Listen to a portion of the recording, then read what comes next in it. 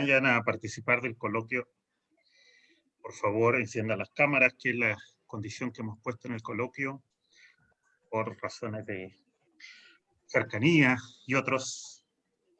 Bueno, vamos a partir entonces.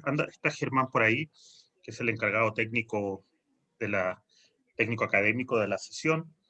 Yo les doy la bienvenida, por supuesto.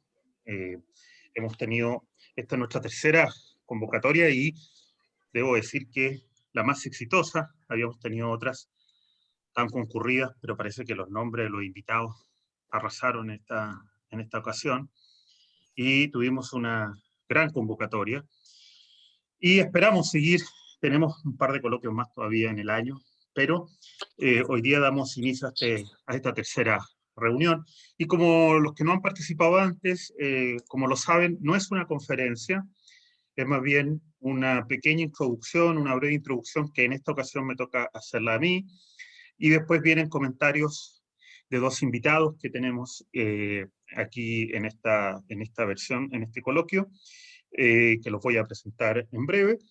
Y después abrimos, porque la idea es comenzar un debate, no es una sesión académica en sentido estricto, sino la idea es comenzar a ventilar, a discutir algunos temas interesantes para las conexiones de trabajo, derecho, futuro, tecnología, ese tipo de cosas.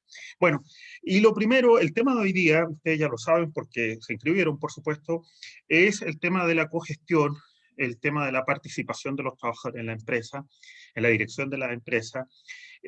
Nos van a acompañar como comentaristas, entre comillas, porque ellos van a contar también experiencias nacionales sobre la materia. Daniela Marci, profesora de la Universidad del Paraíso, que nos va a comentar y va a narrarnos la situación, el ejemplo o el caso de las universidades y la obligación por ley de incorporar trabajadores en las juntas directivas. No sé si lo estoy diciendo bien, la Daniela lo precisará mejor. Y nos acompaña Edgardo Lepe, un abogado laboralista, que nos va a comentar el caso Codelco, ¿no? Que es evidentemente el caso más llamativo que tenemos en Chile de cogestión, ¿no? Por lo tanto, eso lo hace un caso muy interesante para revisar. Bueno, yo voy a partir, tengo 20 minutos, un tiempo muy acotado. Yo supongo que no voy a alcanzar a decir todo lo que quería decir en 20 minutos. Y después tenemos 10 y 10 los comentaristas. Así que parto. Básicamente, es interesante partir preguntándonos por qué este tema vale la pena discutirlo. ¿Y por qué genera tanto interés? Les contaba que es lejos la sesión que ha tenido mayor, entre comillas, demanda, y tiene que ver con que si esto lo hacíamos, o esta invitación la cursamos el 17 de octubre o el 16 de octubre del 2019, en esta sala habrían estado probablemente dos o tres de los que están acá, que son los más amigos y los más convencidos del laboralismo. Todos habríamos considerado que una idea disparatada y además más que disparatada, inconstitucional, antes de siquiera haberla discutido, ¿no? Bueno, probablemente por eso vale la pena discutirla ahora, porque una de las cuestiones interesantes del proceso constituyente es que nos permite abrir debates que antes parecían sencillamente absurdos desde el punto de vista constitucional. Y eso es una gran ganancia, no solo para la academia, porque hoy día podemos entrar a discutir de fondo las cuestiones, sino para el derecho, porque podemos plantearnos soluciones imaginativas a problemas que arrastramos por décadas. Bueno, eso es más o menos por qué vale la pena discutir esto. Yo creo que este es un tema que nos va a acompañar en el futuro. Esto ya lo podremos discutir, ya sea el gobierno que viene o un gobierno más o dos gobiernos más. Este es un tema que llegó para quedarse, ya se presentó en, la, en la parrilla presidencial, política, y yo creo que va a ser un tema muy, muy discutido en los próximos años y esperamos que se recuerde este coloquio como una puerta de entrada. Bueno, a ver, hago dos precisiones de entrada. Lo primero es que cuando hablamos de participación en la dirección o en la gestión, no estamos refiriéndonos a la idea de la democracia en la empresa. Vamos, en mi opinión, vamos haciendo precisiones. Esto, por supuesto, es controvertible y si usted lo quiere discutir, lo discutimos. La expresión democracia en la empresa es mucho más exigente que la participación que se ha planteado en la discusión política. O sea, democracia en la empresa es una exigencia, en mi opinión, política muy fuerte y que supone o la autogestión de los trabajadores, o al menos, como plantean algunos autores, la construcción de representaciones paritarias en los lugares de trabajo, de manera tal que las empresas las dirijan en paridad trabajadores con capitalistas. Eso no tiene nada que ver, en mi opinión, o tiene muy poco que ver con lo que se está planteando en la discusión chilena y con lo que es la realidad del derecho comparado. Por eso, no ocupo, ni soy partidario de ocupar la expresión democracia en la empresa, porque ese es un ideal extremadamente exigente. Y en América Latina hemos permitido y hemos utilizado la expresión democracia banalizándola, de manera tal que todos los gobiernos, incluso en reformas muy mediocres, incluso como la de Bachelet, la presentan como reformas democráticas, porque cualquier avance, el más mínimo en derechos sindicales, se entiende que es democracia. Bueno, eso es muy pobre para un ideal democrático. El ideal democrático supone igualdad política y eso no es lo que se propone, ni menos tiene que ver con el uso que damos a la expresión democracia en el laboralismo latinoamericano.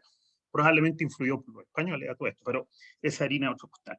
Lo segundo es que nos referimos a la participación en la dirección de las empresas. No estamos discutiendo la gestión interna de los recursos humanos. O sea, las propuestas no tienen que ver, cuando hablamos de cogestión, no estamos refiriéndonos a algo así como los comités internos, ¿no? Esa idea que los trabajadores incidan en la gestión del recurso humano, que es muy relevante en Europa, todo esto, sobre todo en los países del norte de Europa, que tiene que ver con la idea de comité de empresa. Bueno, en el caso latinoamericano, esa dimensión del problema suele verse a través de los sindicatos. Por supuesto, en el caso chileno, para variar, nos topamos con un problema legal, que es el artículo 306, que impide la negociación respecto de materias de la dirección o facultades referidas al control de los recursos humanos. Por lo tanto, no vamos a hablar de eso. La propuesta tiene que ver con la representación de trabajadores en los órganos de gestión y dirección general de la empresa. Por eso, hechas esas dos precisiones importantes, es necesario entonces, en poco tiempo que tengo, voy a referirme al derecho comparado brevemente, qué podemos sacar de ahí, hablar algo de los fundamentos y después voy a ir a lo que más creo que nos puede interesar, que es los problemas jurídicos que generaría una propuesta como esta. Lo primero tiene que, en el derecho comparado, si uno mira, lo primero que llama la atención es que el caso alemán no es el único.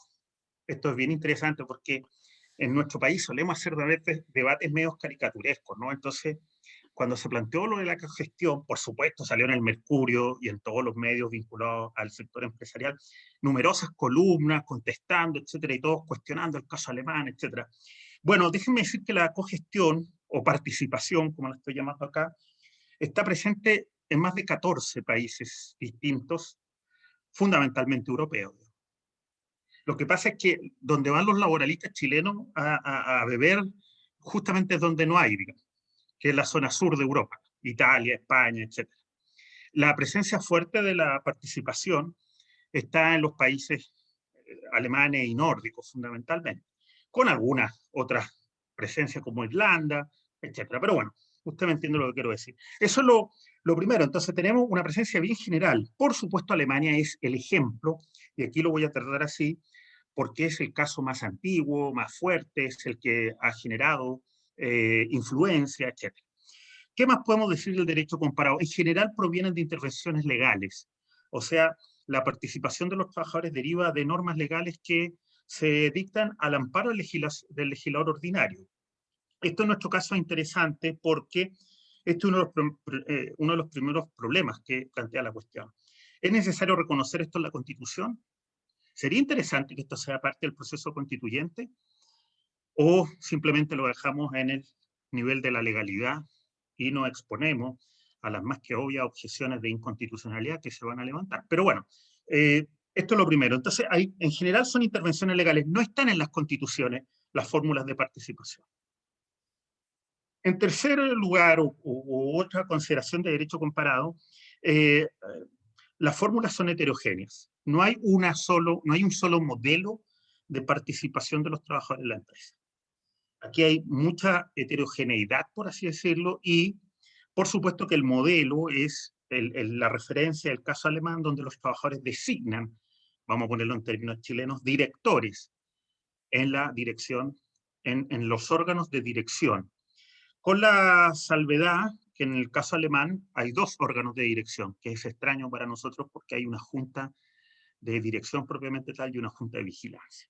Pero bueno, eso es un detalle que no hace al caso para estos efectos. ¿Qué otra cuestión del derecho comparado? Bueno, hay casos de, fíjense, hay participación en empresas estatales y en empresas privadas. Comúnmente las empresas privadas es aquellas que tienen fórmulas de sociedad anónimas o mercantiles, sociedad mercantil en general y particularmente sociedad anónima. Tercero o cuarto punto, todas exigen un tamaño mínimo. Esto es bien interesante. ¿Cuál es ese tamaño? Todas exigen que la empresa o la sociedad a la que se refiere la participación tenga una determinada dimensión y la forma de medir la dimensión es el número de trabajadores. Desde países que exigen números bastante bajos, por ejemplo, en el caso sueco y en el caso danés, se mueve entre 25 a 35 trabajadores hacia arriba, o el caso alemán, que exige 500 trabajadores hacia arriba. ¿No me acuerdo? Es interesante porque nuestro código también utiliza ese medidor, el número de trabajadores, para multas y otro tipo de cuestiones. Bueno, sería interesante la primera definición política importante esa, digamos, a qué empresas se les va a hacer partícipe el sujeto pasivo del que voy a hablar muy brevemente. Y lo último del derecho comparado en esta especie de visita muy rápida, es que la participación de los trabajadores siempre es minoritaria. Esto es interesante. Por eso no soy de los que cree que hay que conectar esto con el ideal democrático, como lo decía al principio. El único ejemplo que hay de representación paritaria, que es el caso alemán para un caso de empresas, es muy, muy calificado. El inmenso abanico de fórmulas del derecho comparado en todas, la participación de los trabajadores en la dirección de los órganos de dirección de la empresa es minoritaria y gira en torno a un tercio. En general la fórmula es la del tercio. Esa es la fórmula común a todo esto en Alemania. Empresas de más de 500 trabajadores, los trabajadores tienen derecho a designar un tercio del directorio. ¿De acuerdo? Bueno, vamos a los fundamentos. Con eso una breve mirada. Estoy trabajando un artículo, yo después si quieren los que les interesa se lo hago llegar con los detalles de este tipo de cosas. Ahora simplemente estoy abriendo, este es como unos canapés, digamos, para los comensales, digamos, después haremos un menú propiamente tal. Los fundamentos, fíjense que esto es bien interesante, porque obviamente en Chile, es un país que a veces tenemos debates algo caricaturescos, esta es una propuesta de izquierda y casi de extrema izquierda. Bueno, déjenme decirles que si uno mira los debates en las sociedades contemporáneas, democráticas, en general los fundamentos miran en todas las direcciones, en todas. Hay fundamentos normativos, digamos, de deber ser. Básicamente la protección, la participación haría que los trabajadores aumenten su grado de libertad en la empresa, al estar sometido a un poder, los laboralistas entendemos esto con facilidad, ¿no? Al estar sometido a un poder, al participar de ese poder se atenúa la restricción a la libertad de los trabajadores. En la fórmula típica del derecho laboral aumenta la protección porque los trabajadores son parte. Esto pues habrá que corroborarlo con el caso de Codelco, todo esto, si es que así ha funcionado, perdón, o sea, ha aumentado el nivel de protección de los trabajadores. Y también hay fundamentos político-democráticos, ¿no? Hay un argumento muy potente de Robert Dahl, que es un famoso cientista político norteamericano que dice, bueno, si la participación es buena en el Estado, ¿por qué no sería buena en las empresas? Este es un argumento de el doble ejemplo, ¿no? Si nos valoramos tanto que la gente vaya a votar y participe, ¿cuál sería la diferencia de que haga lo mismo en los lugares donde pasa la mayor parte de su vida? Esto sería un argumento. Hay argumentos políticos, fíjense, que tienen que ver con que la participación de los trabajadores aumenta la cohesión social, genera mejor interacción entre las clases, si lo quiere poner así. Y hay argumentos económicos, y esto es lo bien sorprendente, porque cuando se lanzó la idea de la cogestión, si usted leyó los medios vinculados al sector empresarial, digamos, de inmediato salieron con, esta es la única dimensión con la que trabajan, ¿no? Los cálculos. Si las empresas con la participación de los trabajadores ganaron más o menos. Es curioso porque pese a sus esfuerzos, los invito a que vean columnas, llegaban a la evidencia de que no hay evidencia. ni para arriba ni para abajo. Bueno, efectivamente hay argumentos económicos que dicen que la participación de los trabajadores mejora en la productividad, porque disminuye el conflicto. Al estar incorporados en la propia dirección de las empresas, la conflictividad laboral tiende a disminuir. Y por lo tanto, habría un compromiso más fuerte de los trabajadores con el ideal empresarial. Fíjense que interesante ese fundamento, porque va por un camino distinto al que uno podría pensar en principio. En general, desde el punto de vista político, esto es interesante, esto se mira como un ideal socialdemócrata. Ahora que todos quieren ser socialdemócratas en Chile, bueno, esto se asume como un típico caso de socialdemocracia. Lo invito a ver como Merkel, que en Chile sería una persona de izquierda, evidentemente, pero que en Alemania más bien está vinculada a la socialdemocracia, y el centro defendía hace unos años atrás este modelo y decía que era la base de las relaciones laborales. Bueno, se suele pensar que la participación es un ideal socialdemócrata, porque mejora la cohesión en el marco de un sistema capitalista. Vamos a lo jurídico rápidamente porque me quedan un par de minutos. ¿Qué problemas jurídicos plantea esto, digamos, más allá de los fundamentos? Bueno, lo primero, aquí voy a hablar del caso chileno, ¿no? ¿Qué problemas tendría la estructura, construir una estructura de participación? Bueno, lo primero, el nivel de reconocimiento. Esto nos pilla justo en el proceso constituyente. Entonces, una duda muy interesante es si habría que aprovechar la constituyente, para los que nos interesa esta institución, de constitucionalizarla. Esto sería interesante y tiene una ventaja política evidente. Es obvio que a cualquier proyecto de participación en la dirección se va a oponer los abogados, legítimamente, supongo, de los accionistas, que son los que van a haber visto mermada su propiedad, con argumentos constitucionales, digamos. Lo primero que se va a sostener, eso obvio, es que esto vulnera el derecho de propiedad de los accionistas, ¿no? El tener que compartir los directorios es una expropiación. Eso lo redactamos, cualquier abogado chileno redacta eso en unos minutos, digamos, en nuestra gramática proprietarista de todo, ¿no? Esto es una expropiación a los accionistas. Bueno, una forma de salvar, de en buena parte salvar eso, es constitucionalizándolo. Es generando un principio constitucional de participación en la dirección. Por supuesto, uno no debería tener la pretensión de que eso se diseñe en la Constitución, pero uno podría aspirar a una suerte de preconfiguración a través de un principio, dejando al legislador el diseño de un modelo de participación. Eso ayudaría bastante en la evidente discusión constitucional que va a generar una propuesta como esa. El segundo problema jurídico es el sujeto pasivo, esto muy rápido, porque ahí habría que decidir si opera en el ámbito público y en el privado, en uno o en otro, la forma jurídica de la empresa, si es una sociedad anónima, y cuál es el tamaño. En el caso chileno sería un debate interesante. ¿Cuál es el tamaño para generar esta participación? Aquí se va a generar un problema. Fíjense, evidentemente las empresas, si es que esto fuera realidad, van a reclamar que esto es inconstitucional porque las están discriminando. Yo no tengo ese problema porque he sostenido en todos lados que la discriminación es una distinción en base a un criterio sospechoso. No veo aquí el criterio sospechoso. Otra cosa es la justificación de la medida.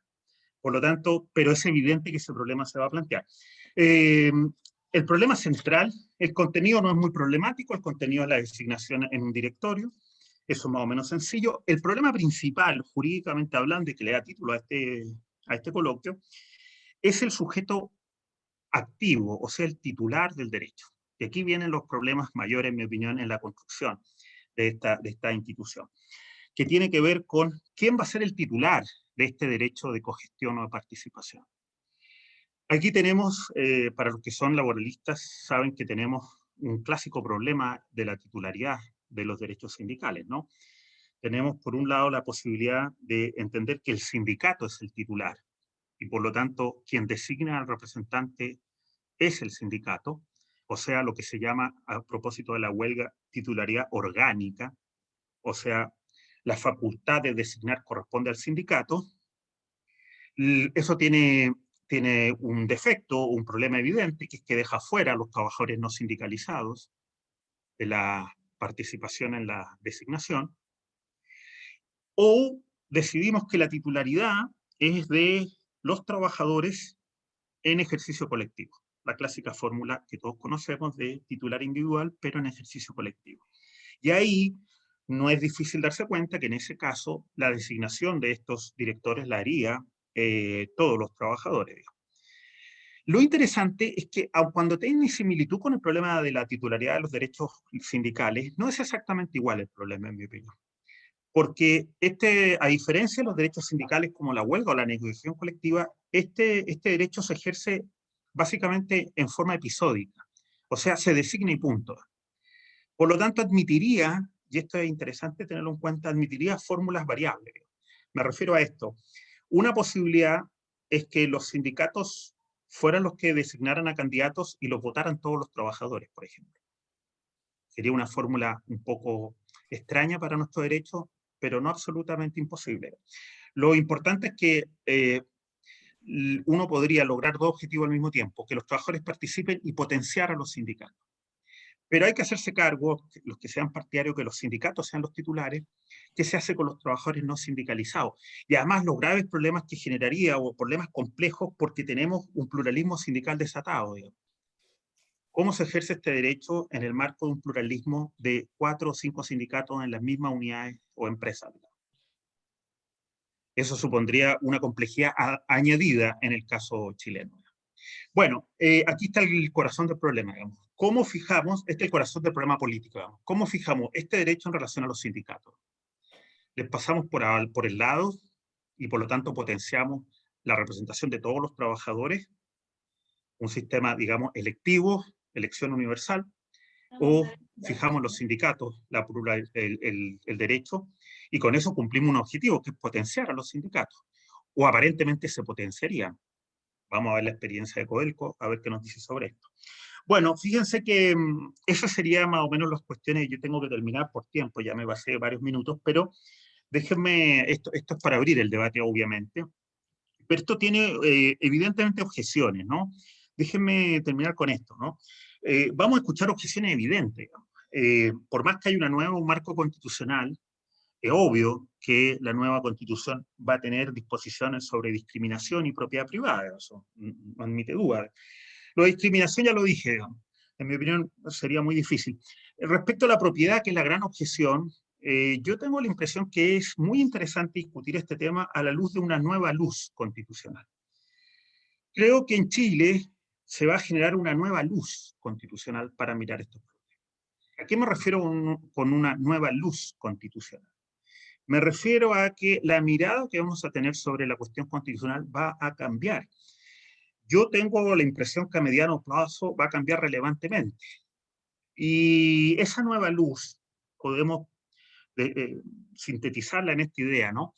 No es lo mismo discutir la cogestión y su problemática con el derecho a propiedad a la luz de la Constitución del 80, del Estado neoliberal y una ideología interpretativa muy ruda, muy dura, muy cruda, con una abultada y exagerada interpretación de los rasgos eh, absolutistas del derecho a propiedad, que mirarlo a la luz de un Estado social y democrático de derecho.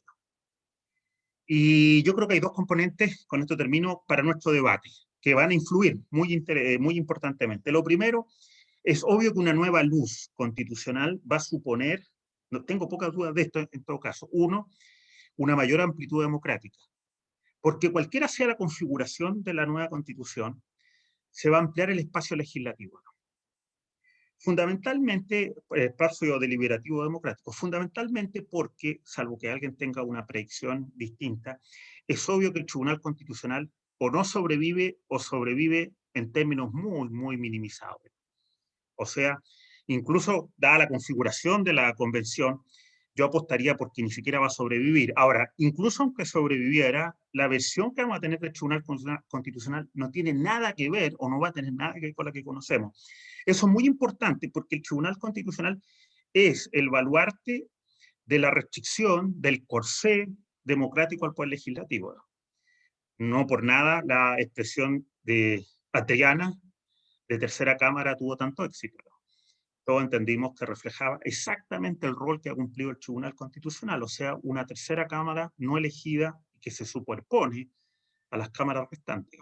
Por lo tanto, en mi opinión, se va a ampliar el espacio democrático y debates que nos parecían completamente sin sentido a la luz de la Constitución del 80, nos van a parecer con sentido constitucional a la luz de esta nueva luz del Estado social y democrático, más allá de la fórmula, más allá de esa forma. Y lo segundo, la interpretación de derechos fundamentales. Yo creo que más importante que el texto va a ser el cambio cultural, el cambio de cultura interpretativa. En mi opinión, se va a generar un nuevo diseño, un nuevo ethos, un nuevo espíritu de interpretación constitucional que va a tener entre sus problemas principales el derecho de propiedad. Buena parte de la cultura jurídica chilena se va a jugar en cómo se interpreta el derecho de propiedad en el futuro. Y aquí hay dos cuestiones, y ahora sí que cierro. Déjenme terminar citando el caso alemán, ahora sí, para darnos cuenta de esta nueva luz. Por ejemplo, cuando se dictó la ley de cogestión en Alemania, se plantearon exactamente estos problemas que acabo de señalar. Y la solución del Tribunal Constitucional alemán fue en estos dos extremos. Primero dijo que no le corresponde a ese tribunal evaluar la conveniencia económica o política de la cogestión, que ese es un problema del legislador, no del Tribunal Constitucional. Usted se da cuenta que eso está en la antípoda de lo que hemos tenido nosotros como Tribunal Constitucional.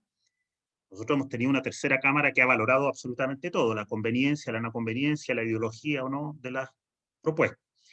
Y lo segundo, y esto es lo más interesante, el TC alemán sostuvo que la propiedad debe ser leída en determinados contextos, sobre todo los contextos relacionales, a la luz del bienestar común. Por lo tanto, dijo, los accionistas tienen deberes con la comunidad.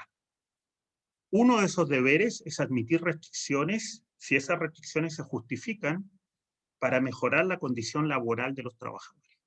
Y entonces sostuvo, la cogestión puede mejorar esa condición y en ese sentido es una restricción inspirada en el bien común al derecho de propiedad de los accionistas. Bien interesante porque cuando estuvimos en el Tribunal Constitucional, déjenme finalizar con una anécdota, cuando estuvimos en el Tribunal Constitucional y fuimos derrotados sin apelativo por la profesora Antofagasta, algunos lo recordarán, lo habrán disfrutado, supongo, nuestra derrota fue total en el Tribunal Constitucional, 10-0, ¿no?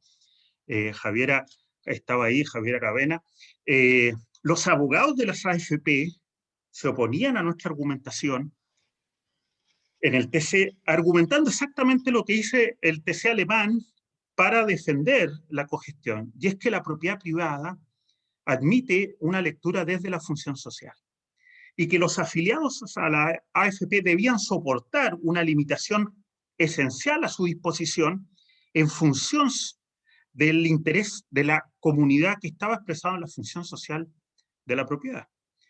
Por lo tanto, es el mismo ejercicio argumentativo constitucional que cabe en este caso. La propiedad debe ser leída a la luz de su función social. Yo tengo la impresión que ese va a ser un gran cambio interpretativo en el futuro constitucional, cualquiera sea el detalle textual de la nueva constitución. Bueno, con eso termino esta presentación, me excedí obviamente, y ahora tenemos dos comentaristas de lujo, como dije antes, porque junto con comentar, impugnar y cualquier cosa que quieran hacer de lo que aquí se ha dicho, tienen la misión de ilustrarnos con dos casos concretos en Chile, donde se ha dado espacio a la participación de los trabajadores en la dirección empresarial, vamos a llamarla así. Vamos a partir con Daniela Marci, que es profesora de la Universidad de Valparaíso, ya la presenté, pero que además hoy día ostenta un cargo, es secretaria general de la Universidad de Valparaíso y por lo tanto sabe de primera mano qué es lo que ha sucedido, lo que está sucediendo ahí con esta temática. Daniela, por favor, 10 minutos, no tengo cara para decirte 10 minutos, pero se supone que son 10 minutos. Te pediría autolimitación. Yo voy a hacer algunos comentarios, buenas tardes a todos y todas, voy a hacer algunos comentarios a tu presentación y voy a cumplir con las dos tareas que me encomendaste, que era hablar de género y de el caso que conozco en la universidad, que es un caso modesto, pero que puede tener algunos aspectos interesantes para lo que estamos discutiendo. En cuanto a observaciones respecto a lo que tú planteaste, lo que uno puede encontrar. Sí voy a remitirme quizás mucho al caso alemán, porque además me parece que es un caso muy completo, y digamos que ha desarrollado esto ampliamente. Lo que uno encuentra es que es un problema sobre el poder y que el fundamento no es económico, efectivamente. Por eso es que es tan pertinente discutirlo ahora. Hay evidencia económica positiva, pero probablemente no causalidades, sino que correlaciones, es decir, que las empresas, hay muchos ejemplos exitosos en que uno ve coparticipación y pareciera no ser para nada incompatible una cosa con la otra, pero en realidad esto se plantea en situaciones de crisis muy políticas muy profundas.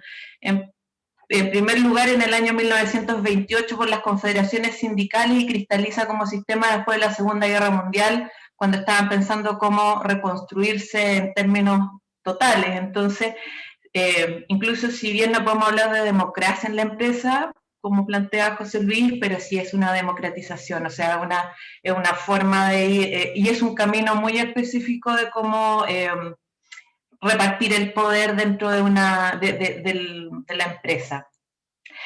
Ocurre lo mismo con respecto al sistema. El diseño que tú le das al sistema es distinto, dar paridad en el sentido de los mismos representantes de los trabajadores con los representantes de los accionistas. Y es distinto dar una cuota y son decisiones políticas de en qué ámbito yo voy a permitirlo, en qué sector económico, con qué número de trabajadores, etcétera. Y por supuesto, mientras más intenso sea, más va a cumplir con los efectos que busca.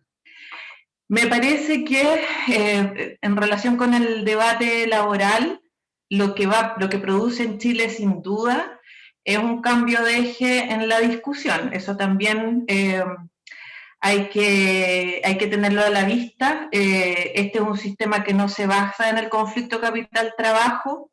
Eso significa que tiene repercusiones en la concepción que tengamos de la huelga.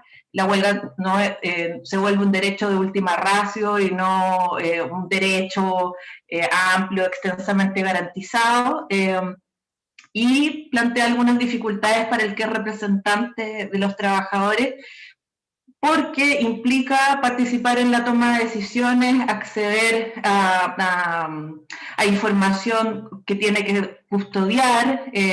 Tiene algunas dificultades, pero no lo digo como objeciones, sino cuestiones para tener a la vista y ver también lo atractivo que puede llegar a ser desde el punto de vista de la empresa, porque, y esto en el caso de la universidad lo voy a reforzar, si yo estoy obligada a entenderme con alguien, yo no le puedo negar la información, y no solo la información formal, sino que tengo que compartir cuáles son los objetivos reales, el plan de desarrollo que tiene la institución, porque lo tengo que persuadir. Y eso, o sea, y ya eso tiene un efecto muy interesante dentro de las relaciones dentro de una institución. Bueno, y sabemos, si bien no pasa por su mejor momento y el modelo europeo de cogestión es débil y es más bien de información y consulta, es evidente que tiene una potencialidad en la medida que se lograra, más que ir debilitando, amplificando, incorporando a los trabajadores que están fuera de los países. O sea, es un sistema que tiene una enorme capacidad de solventar algunos de los problemas más importantes que tiene el derecho del trabajo actualmente. En cuanto al tema del género, eso se ha planteado en otros países, pero es una discusión que no tiene que ver solo con la representación de los trabajadores, sino que es una pregunta que se dirige a todos los directorios, o sea, el directorio completo. Hay cierta evidencia que demuestra que las representaciones laborales están más dispuestas a cumplir con la participación de las mujeres en los directorios, cosa que puede ser sumamente contingente de los países que hayan sido estudiados, además que el tema ha tenido una explosión relevante en los últimos años, así que como se diera esa discusión en Chile puede ser muy distinto. Hay que recordar que el tema de la paridad de género comparte lo que señalaba al principio con respecto al problema de fondo de decidir cogestión o no, que es político. Es una decisión política y que aporta legitimidad política a los procesos. Eso yo creo que es la gran conclusión de la paridad a propósito de los constituyentes. Lo que sin duda le dio al proceso fue legitimidad y es muy débil, digamos, o quizás muy extraviado pensar que uno tenga que tener una expectativa de un comportamiento determinado de esas representantes sindicales. Uno las elige como elegiría cualquiera, pero desde el punto de vista de la demanda política, incorporar eso también ayuda a solventar problemas políticos de la actualidad. Así que yo creo que en Chile no podría darse esta discusión sin una discusión de cómo va a haber paridad en los directorios de las empresas y eventualmente cómo tiene que participar ahí la representación laboral. Ahora, con respecto al caso de las universidades, yo le comentaba a José Luis que la ley de universidades estatales del 2018 estableció que en los órganos más relevantes de las universidades estatales tiene que haber participación de las asociaciones gremiales de funcionarios no académicos y representantes estudiantiles. Y también en las que nosotros llamamos juntas directivas, que es el órgano de toma de decisión superior, que ahora se llaman consejos superiores. La ley no fijó un procedimiento específico de cómo se eligen, solo repartió la cuota. Por supuesto que los académicos tienen más peso que los representantes de los funcionarios no académicos y los estudiantiles, pero eso obliga a que las universidades del Estado tengan que discutir en sus futuros estatutos cómo se van a elegir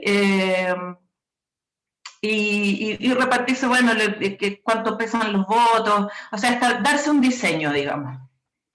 Eso genera, con todas las alcances que uno puede hacer respecto a una universidad que es un órgano del Estado, pero que particularmente no produce lucro, que tiene, pues, funciona de una manera muy distinta a la que puede funcionar una empresa, pero tiene muchas características, como les señalaba, de que tiene que planificar su desarrollo a 10 años, o sea, hay un conjunto de cuestiones que la institución tiene una constante toma de decisión, y el hecho que tú tengas que entenderte con otros representantes obliga, y quizás en esto, a propósito de lo que señalaba José Luis, de a quién seleccionamos para que sea interlocutor, con qué procedimiento, si el sindicato o no el sindicato, yo haría dos observaciones generales. Una, que en esa coyuntura lo que hace una institución es seleccionar al más representativo, porque sí lo que uno necesita es que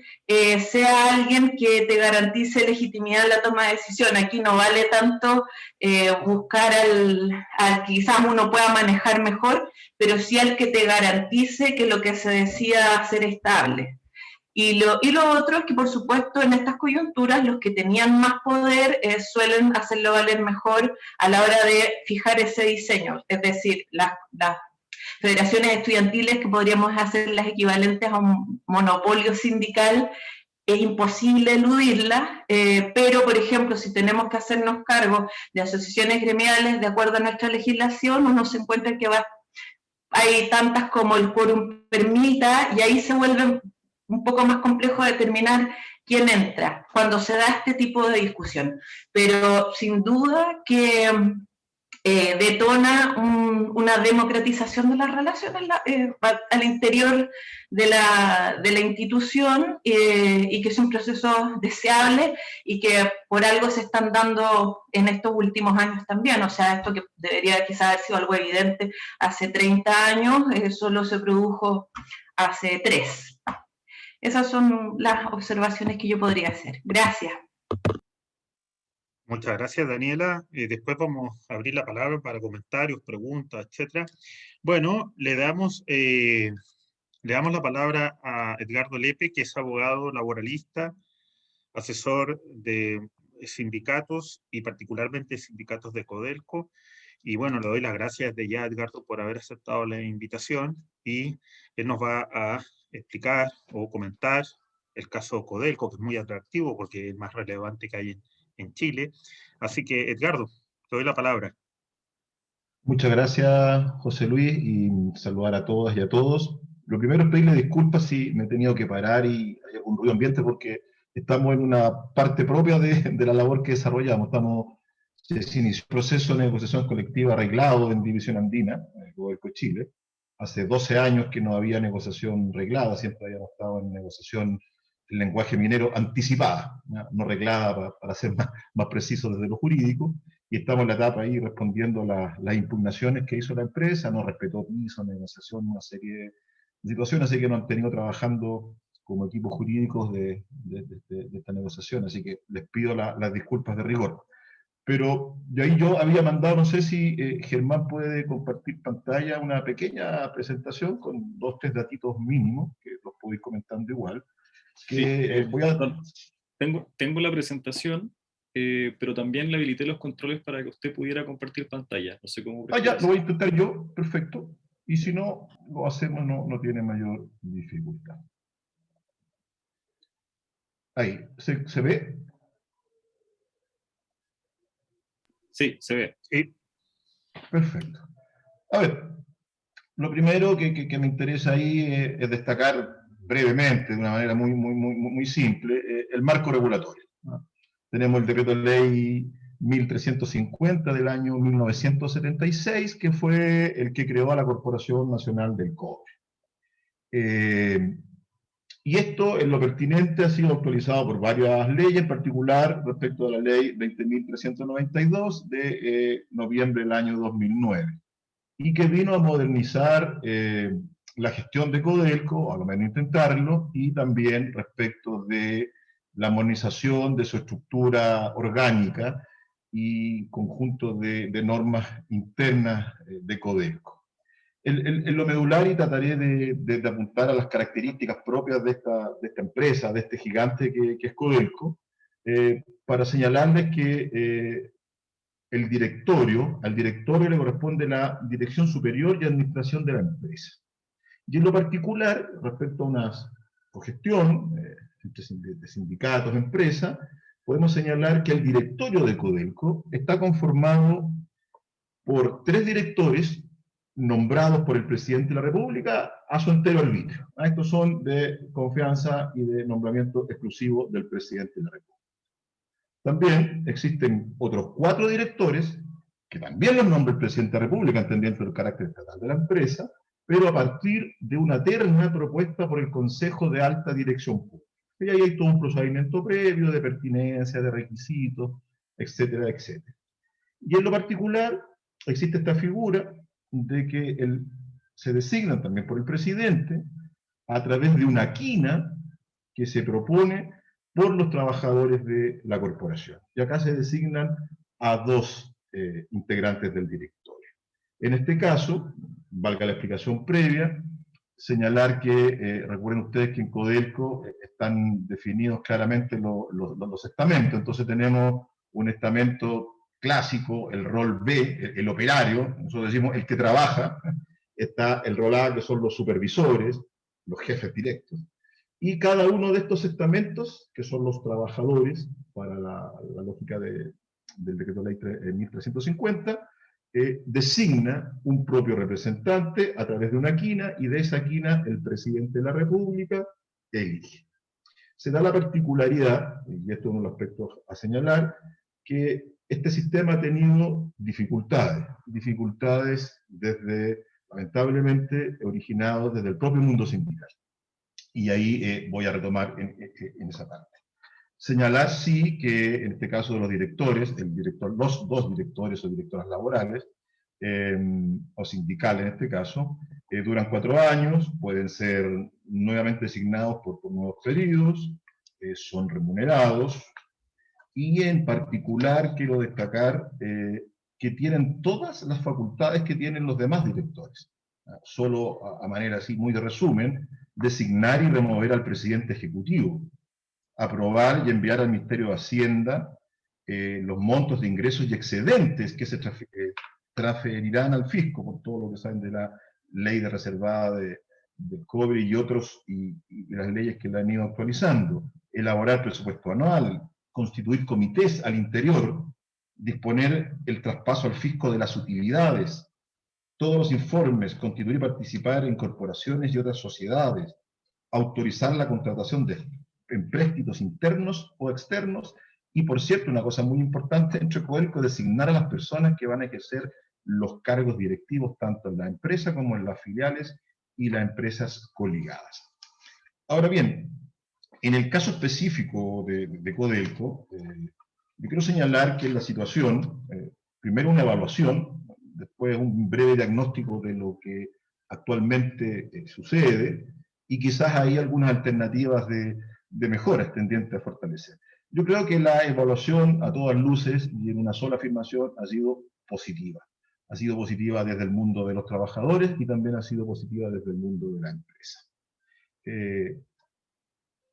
Se ha señalado, inclusive a veces un poquito excesivo hacia el mundo que yo trabajo, que yo represento, este reconocimiento que las dos personas que han desempeñado como director, representante de los trabajadores, han tenido un compromiso férreo con la empresa. Digo un poquito excesivo porque eso, lo voy a explicar también un poquito más adelante, ha generado un conjunto de críticas respecto del rol que cumple este representante o los representantes de los trabajadores.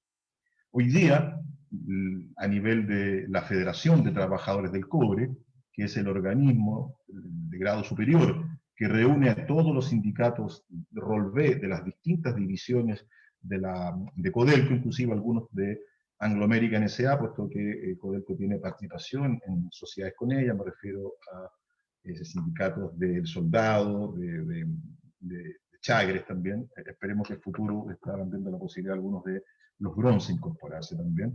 Ellos, a través de un mecanismo indirecto, designan a este representante. Ha sido la tradición hasta el día de hoy que el representante de los trabajadores Rolvé a el directorio de Codelco sea también el presidente de la Federación de Trabajadores. Situación que a mi juicio es correcta, puesto que le da la representación y le da la fuerza para que este director pueda, de alguna manera, actuar en igualdad de condiciones, o por lo menos aminorar o disminuir las diferencias que pueden existir con el otros o con los otros tipos de directores, los designados directamente por el presidente de la República y aquellos que lo hace previa terna del Consejo de Alta Dirección. En la medida que él representa a trabajadores, en la medida que él está respaldado por la fuerza que le puedan aportar las organizaciones que él representa, en este caso el de la Federación de Trabajadores de los 26 sindicatos asociados, él va a tener una fuerza que va más allá de la persona que está desempeñando el cargo. Y eso es muy importante, puesto que si no, puede terminar siendo una mera formalidad, una mera participación, o puede inducir a lo que tengo yo establecido como el riesgo de cooptación. Es decir, una persona, por inteligente, capacitada que sea, si no tiene una fuerza, si no tiene detrás el respaldo de los que lo eligieron, sea directa o indirectamente, la verdad que puede terminar siendo una comparsa más de esta mayoría del directorio de la empresa. En la medida que ese director tiene la fuerza detrás del movimiento sindical que lo acompaña, efectivamente puede así establecer. Y eso se da, y se da dentro de estas particularidades, entre las tantas que hay de Codelco. Señalar, por ejemplo, ahí una cosa que se comentaba. Imagínense que en el proceso que estamos iniciando ahora, se ha dado muchas veces, iniciadas las conversaciones, iniciadas las mesas de negociación, el presidente de la federación, por disposición de nuestro Código del Trabajo, tiene derecho a participar en las mesas negociadoras. Y esa persona es representante, presidente de la federación, en cuanto participa de derecho propio en las mesas negociadoras, pero también es director de la empresa. Por lo tanto, efectivamente, sirve, se utiliza de una manera muy efectiva para acercar posiciones. Y ha servido mucho para evitar conflictos o para tener acercamiento en nuestros procesos de negociación, debido a que efectivamente él puede canalizar, llevar y traer las peticiones, las propuestas, más allá del componente divisional de la comisión negociadora de la empresa, entendiendo, por si algunos no lo saben, de que Codelco está dividido en un conjunto de distintas pequeñas divisiones que en totalidad conforman a la división del cobre. Entonces, efectivamente, ahí está para mí un primer necesidad, un primer requisito que me parece absolutamente indispensable, de que el representante tenga detrás tal fuerza que le permita hablar y golpear la mesa y no simplemente ir a levantar la mano y dar un par de opiniones. Se da la particularidad también es que la representación en el caso del director laboral de la Federación de Trabajadores del Cobre, en este caso quien tiene la titularidad para designarlo por ley,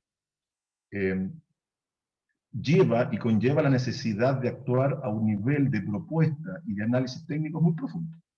Es decir, el nivel de información, el nivel de análisis, el antecedente, si quiere incidir en la instancia y no simplemente estar ahí para transmitir, es necesario que tenga el soporte y apoyo de un conjunto de variables, por cierto, financieras, económicas, de conocimiento pertinente de la actividad minera propiamente tal, pero también de gestión y dirección de personas y de conocimientos técnicos tanto de fundición como de minería propiamente tal.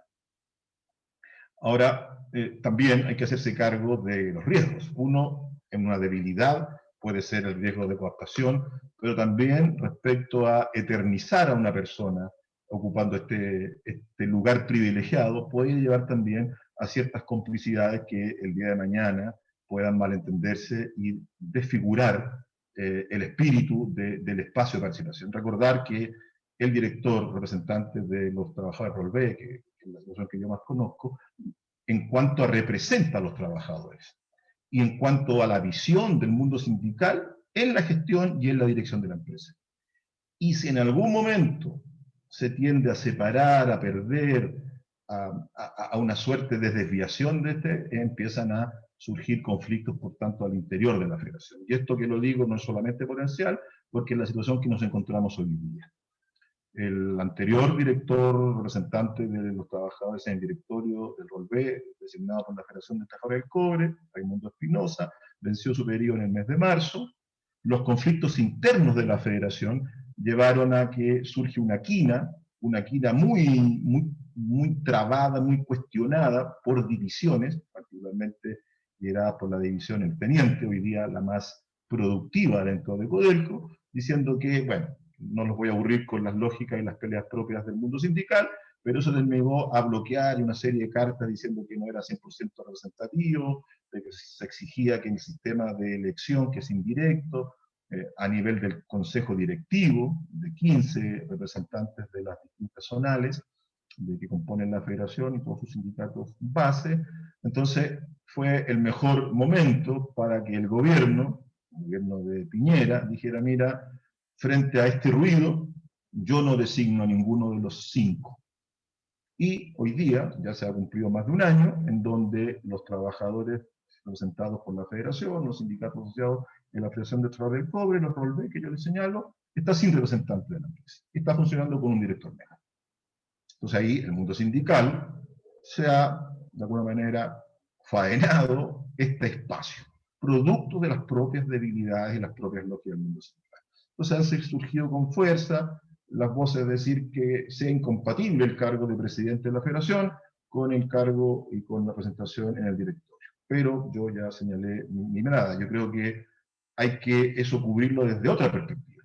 Por ejemplo, que no pueda reelegirse por más de un periodo, y así evitamos esta complicidad o habitualidad malentendida y que se desconfigure el rol que tiene esta persona en el directorio. Puesto que si no, insisto, el riesgo de la intrascendencia al interior del directorio puede ser muy grande. Yo quiero señalar también que el modelo de Codelco ha sido un modelo en este aspecto exitoso. Nunca se ha planteado que la representación de los trabajadores en el directorio sea una traba, que haya significado una complicación. Y, por cierto, como lo sea José Luis, la tan recurrida argumentación que haya significado un detrimento o afectación a las posibles utilidades del negocio. Pero quiero ir más allá y contar que esta suerte de cogestión, en el caso Codelco, va más allá de la integración al directorio que dirige el gobierno corporativo, entendiendo que hay un gobierno también divisional. Por divisiones podemos entender Chuquamata, Romero Tomics, Salvador, Andina, Ventana, El Teniente. No sé si me quedo ahí alguna en el tintero. Les digo porque en la Corporación del Cobre, en Codelco, existe una larga tradición de estos instrumentos de alianza estratégica, de pacto estratégico, que establece niveles de participación y niveles de vinculación y de relación entre los trabajadores representados por sus dirigentes sindicales con los más altos ejecutivos de la empresa. Y no lo quiero llamar derechamente cogestión, para ser muy preciso en la materia, pero se acerca mucho. Contarles que el pacto estratégico, que es este instrumento vigente, aunque hoy día cuestionado por el gobierno central de la empresa, establece la existencia de mesas, de distintas mesas del pacto, con regularidad, programación y que resultan obligatorias. Y en ellas los máximos ejecutivos de la empresa se sientan en igualdad de número, en igualdad de condiciones, a exponerle a los trabajadores los temas y las políticas a implementar en cada uno de los ámbitos ahí convocados. Y los dirigentes pueden, por cierto, entonces preguntar. Y tenemos mesas de sustentabilidad, tenemos mesas de producción, de paridad, tenemos de endeudamiento, se tratan las materias de relaciones laborales, se definen los perfiles, los concursos, un conjunto de materias inherentes y propias de una gestión establecidas a nivel del pacto estratégico, en el nivel corporativo. Pero este pacto estratégico también tiene un segundo nivel, el divisional, y eso se reproduce entonces entre los dirigentes de los sindicatos base con las principales gerencias de cada una de las divisiones. En el caso en que yo me encuentro, entre los dirigentes de los sindicatos, rol B, en este caso son 3, también está el de los dirigentes del rol supervisor, que tienen su propia organización superior, pero hablemos del caso de los trabajadores operarios rol B, y que tienen este mismo diálogo, con este mismo nivel de mesas y de especialización de los temas, con los gerentes de la propia división. Entonces ahí tenemos otro ejemplo que, si no es cogestión, la verdad es que, usando términos futbolísticos, pega en el palo. Ojalá que no sea eso a propósito del partido Chile-Brasil de nuevo, pero sí está muy cerca de la materia. También los instrumentos colectivos, nuestros contratos o convenios, contienen un conjunto de espacios donde el mundo sindical saca la pizarra, a lo menos, a el gobierno divisional, a su gerente general, al gerente de finanzas, al de seguridad, al de relaciones laborales, recursos humanos, al BOP, al de operaciones, los saca a la pizarra y tienen espacios de exigir explicaciones, inclusive de validaciones de ciertos criterios y de ciertos resultados, porque de eso se establecen los conjuntos de beneficios a los cuales los trabajadores pueden incidir. Y ahí tenemos, por ejemplo, determinadas bonificaciones o bonos que tienen que ver con el cumplimiento de los convenios de desempeño. Y si usted depende de un cierto convenio de desempeño, usted, por cierto, va a intentar permanentemente incidir en los elementos y en los criterios que configuran dicho convenio.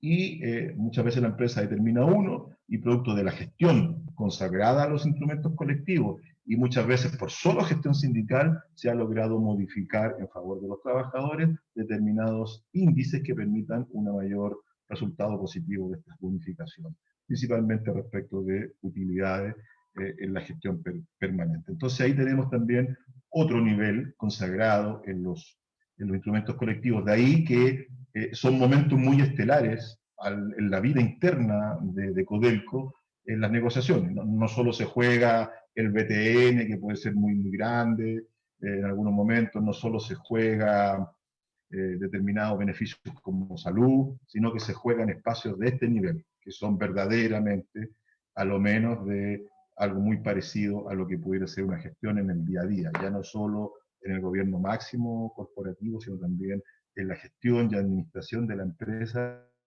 al nivel divisional, que es lo más cercano con la faena y con la actividad propia propia del cobre.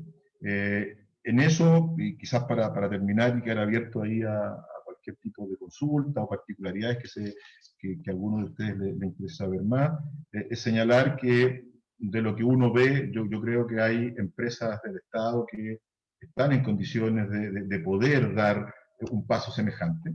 Reconocemos sí que esto ha sido, desde un punto de vista estrictamente iniciativa legal, no ha venido desde el mundo propio de la empresa, pero uno echa de menos, por ejemplo, el caso del metro, donde existe un movimiento sindical interesante, representativo, que ha demostrado un cierto protagonismo.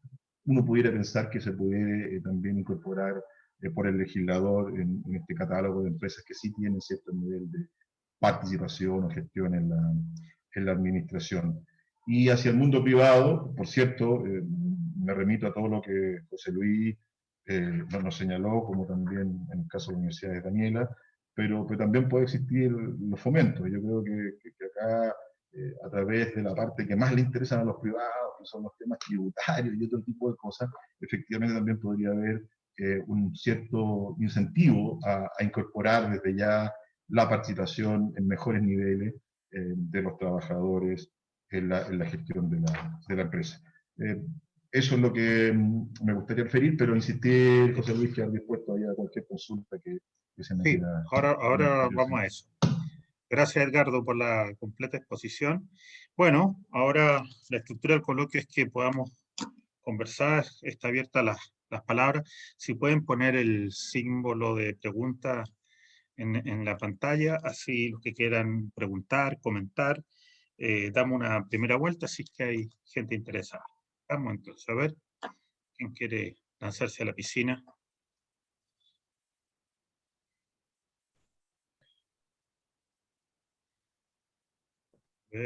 Yo no veo. ¿Tenemos o no tenemos? Quedaron tan impactados con el caso Codelco que no veo. Ya, a ver, tenemos ahí a Gustavo Lor que quiere preguntar. Espérame, ¿alguien más en esta primera vuelta quiere hacer agregados, comentarios? ¿No? Bueno. Ya Gustavo, por ahora es la persona que quiere participar. Después volvemos a dar algunas preguntas o comentarios. Gustavo, dale. No sé si me escuchan bien. Sí. Perfecto. Bueno, lo primero hacer de alguna manera había tratado de participar en el chat. Vi que fui el único. Pero, a ver, en el caso, solo como comentario, José Luis, a lo que tú planteabas inicialmente respecto al caso alemán, obviamente en el caso alemán vamos a depender un poco de venir de la Comisión Constituyente o Constitucional, de lo que salga de ahí, pero claramente el modelo alemán tiene un componente social muy distinto y que le permite al Estado intervenir, y por cierto, intervenir en temas de propiedad privada y de mercado de manera mucho más libre de lo que puede o podía hacerlo o puede hacerlo hoy a la luz de la Constitución del 80. Y eso obviamente se traspasa también al tema sindical, y considerar además que en Alemania, de acuerdo a las cifras que tengo, más de 50 millones de personas que están sindicalizadas, por lo tanto son sindicatos francamente fuertes, que además administran mutualidades gigantescas. En Francia o en Alemania es un poco así, por lo tanto el poder sindical y particularmente la visión estratégica que tienen y la implicancia que tienen en las economías sectoriales, a nivel sectorial o particular, es muy distinta a la que nosotros tenemos acá. Nosotros estábamos un poco atrasados y un poco en pañales. Dicho eso, no entendí mucho lo que Daniela quería señalar, y un poco para Daniela, la primera inquietud, de por qué ella cree que la coadministración o cogestión podría implicar que la huelga. No entendí muy bien su idea de que la huelga de alguna manera se viera afectada de alguna forma y pasara a ser un elemento de última ratio y no como es hoy día un derecho un poco más absoluto. Y lo otro, a Edgardo, de alguna manera felicitarlo, porque es bien difícil ser abogado de una federación del tamaño de la FTC o de los sindicatos del cobre. Y particularmente le preguntaba a él cuál era su opinión respecto de cuál es su opinión respecto de él un poco lo explicaba en su exposición, si él cree que la dieta que tienen los directores, que es sobre 140 millones de pesos al año, es un obstáculo para la labor del director y presidente de la Federación de Trabajadores del Cobre para representar fielmente el rol que le corresponde defender fielmente a los trabajadores. Así que eso es un poco lo que yo quería comentar y preguntar. Y por último, solo hacer un comentario que me habría sido interesante para un debate como este, haber invitado a un abogado corporativo experto en estas materias también, porque Codelco, francamente, y las empresas públicas, francamente, son una excepción. Estaba pensando en ENAP, que está básicamente quebrada, justamente porque existen una serie de beneficios que hoy día es imposible de negociar a la baja por una cuestión legal con los sindicatos. Justamente es algo que tiene complicadas las administraciones, cualquiera sea. Es un poco la realidad que hoy día tienen. Así que eso, muchas gracias. Bueno, muchas gracias, Gustavo. Bueno, vamos con esta primera pregunta, porque, pero brevemente les voy a pedir a todos los que, a Edgardo, a Daniela y a mí mismo, ser lo más breve posible, por favor, para a ver si podemos seguir dialogando. Edgardo, partamos por ti, Sí, digamos.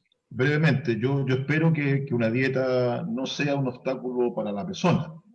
En términos prácticos pudiera serlo. Uno espera que la solidez, la envergadura y el control que las propias organizaciones que él representa debieran formular. Entonces ahí estaría también del propio mundo sindical.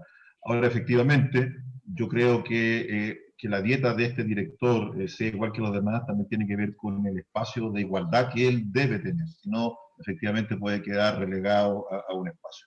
Simplemente señalar que me faltó, y lo aprovecho de señalar, una mejora que yo creo que es muy fácil de implementar porque es tema legal, es que, y así evitar también intervenciones desde el ejecutivo de este o de otros, que porque todos tienen la tentación de hacerlo, es que la representación sea elegida directa por la organización sindical y no pase por una quina y elegir dentro de los 5.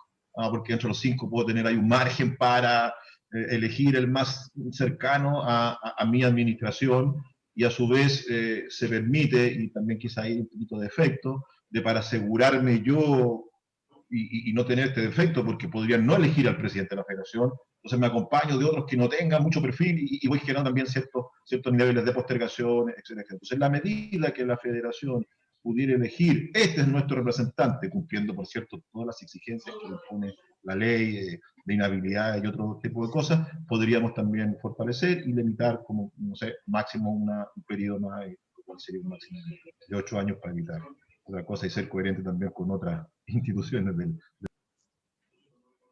Perfecto. Gracias, Edgardo. ¿Daniela? Sí.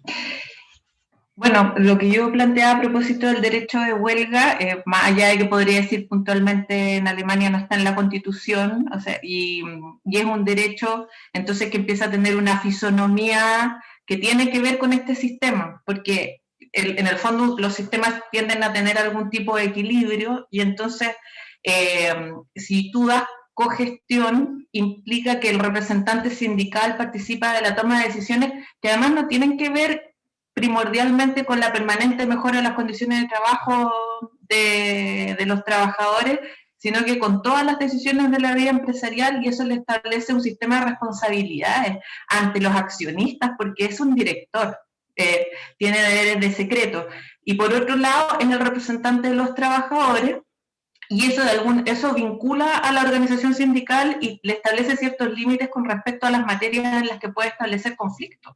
Porque si tú fuiste partícipe de una toma de decisión, no es razonable que puedas gatillar un conflicto sobre el mismo punto. Entonces, este tipo de sistema, y en el fondo es de la manera en que tú también lo puedes promover, baja la conflictividad laboral porque permite una participación que ojalá sea seria. Por eso es que hay algunos modelos que no son, que en el fondo no cumplen con ninguna de las finalidades, porque no es información ni consulta, es toma de decisión.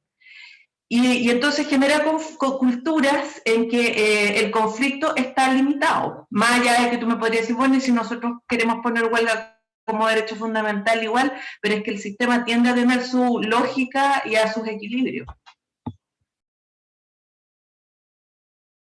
Bueno, gracias Daniela.